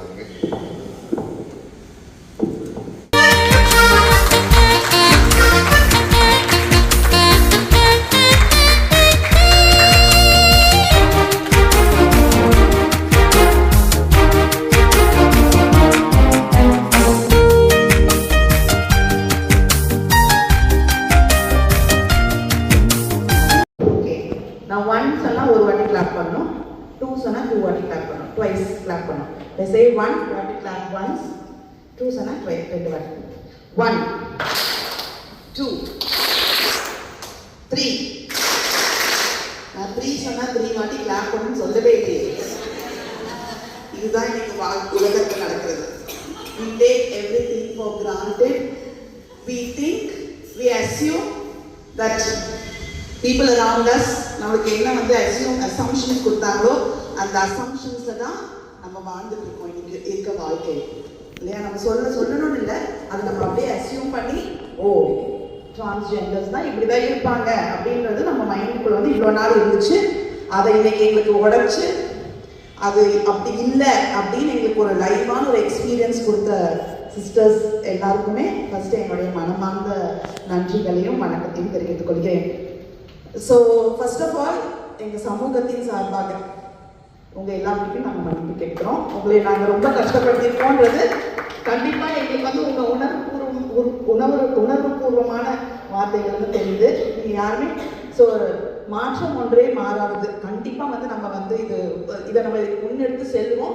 இன்னைக்கு எங்களுக்கு நீங்கள் சொல்லியிருக்கீங்க, கண்டிப்பாக இதை நீங்கள் சொன்ன மாதிரி ஆசிரியர்களுக்கு நீங்கள் ஒரு விதையை போட்டிங்கன்னா அது கண்டிப்பாக ஒரு பெரிய விதம் வளரும். சரிங்களா? நீங்கள் இன்னைக்கு சொல்லியிருக்கீங்க, கண்டிப்பாக அதை நாங்கள் எங்கள் குழந்தைங்களுக்கு எடுத்து செல்வோம். எங்கள் சிஸ்டர்ஸ் எங்கள் கூட இருப்பாங்க என்றைக்குமே. Because we the FMMs are always here to empower women. Okay, so மங்கையராக பிறப்பதற்கே நல்ல மாதவம் செய்திட வேண்டுமம்மா அப்படின்னு பாடியிருக்காங்க. அப்போ பிறப்பதற்கே மாதவம் செய்யலாம். நீங்களாம் மாறுறதுக்கு எவ்வளோ கஷ்டப்படுறீங்கன்றதை நாங்கள் பார்த்துருக்கோம். அதை தேசிய விநாயகம் பிள்ளை சொன்னார். இன்னைக்கு பத்னி பிரகாஷ் ஆகிய நான் சொல்கிறேன், திரு நங்கையராய் பிறப்பதற்கே திருத்தவம் புரிந்திடல் வேண்டும். அதான் சொல்ல வரேன், அதை மாறுறதுக்கு எவ்வளோ சிரமப்படுறீங்கன்றதை நாங்கள் இன்னைக்கு புரிஞ்சுக்கிட்டோம். ஒரு சின்ன கதை அதோட முடிச்சிடறேன். ஒரு பெரிய கடல்ல ஒரு சின்ன சாண்ட், ஒரு சின்ன கிரெயின் ஆஃப் சாண்ட் இருந்துச்சாமா. தட் இஸ் மண், ஒரு சின்ன மணல். அது என்ன பண்ணிடுச்சாமா, ஒரு சிப்பி இருக்கு. அந்த சிப்பிக்குள்ள இந்த மண்ணு போய் உட்காந்துருச்சு. சரிங்களா? அந்த மண்ணு அப்படியே அந்த மண்ணுக்குள்ள உட்காந்தோடனே இந்த சிப்பியும் மூடிடுச்சு. சரி, சிப்பி பார்த்துருக்கீங்கன்னா அதுக்கு மேலே சதை வளர்ந்துச்சு. ரொம்ப நாள் ஆச்சு, நாட்கள் போச்சு, மாதங்கள் போச்சு, வருடங்கள் ஆச்சு. கொஞ்ச நாள் கழிச்சு அந்த மண் திறந்து பார்க்கும்போது ஒரு அழகான முத்தாயிடுச்சாமா. ஆனால் அதுக்கு உடனே ஆகல, நிறைய நாள் எடுத்துச்சு. சரிங்களா? இன்னைக்கு நீங்கள்லாம் அந்த மணல் மாதிரி ஒரு சிப்பிக்குள்ள இருக்கீங்க. கண்டிப்பா ஒரு நாள் நீங்க முத்தா வெளியே வருவீங்க. இருக்க எல்லா ப்ரெஷியஸ் ஸ்டோன்ஸ் எல்லாமே, இப்போ டைமண்ட் எடுத்துக்கோங்க, ரூபி எடுத்துக்கோங்க, நம்ம எடுத்தோம்னா அதை பாலிஷ்லாம் பண்ணுவோம். ஆனால் முத்து ஒன்று மட்டும்தான் எதுவுமே பண்ண வேண்டாம், அதோட பியூரிட்டி அப்படியே இருக்கும். ஸோ அது மாதிரி நீங்கள் எல்லாமே கடவுளோட பார்வையில பெரிய முத்துக்கள்ன்றதை எங்களுக்கு நீங்கள் உணர வச்சுங்க. பார்த்தீங்களா? அதுக்கு ரொம்ப கோடி நன்றி.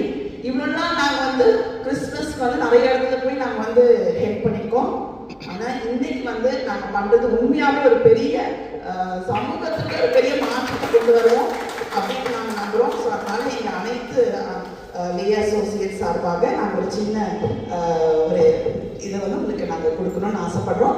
நாங்கள் உங்களோட சேர்ந்து எப்படி திருப்பி பயணிக்கணும், நாங்கள் எப்படி உங்களுக்கு வந்து ஒரு உறுதுணையாக இருக்கணுன்றதை வந்து நீங்கள் என்றைக்குமே எங்களுக்கு நீங்கள் வந்து சொல்லுங்கள். நாங்கள் அதுக்கு ஓப்பனாக இருப்போம். we will be able to inspire people about you. Thank you so much. Thank you very much. Thank you, dear sisters.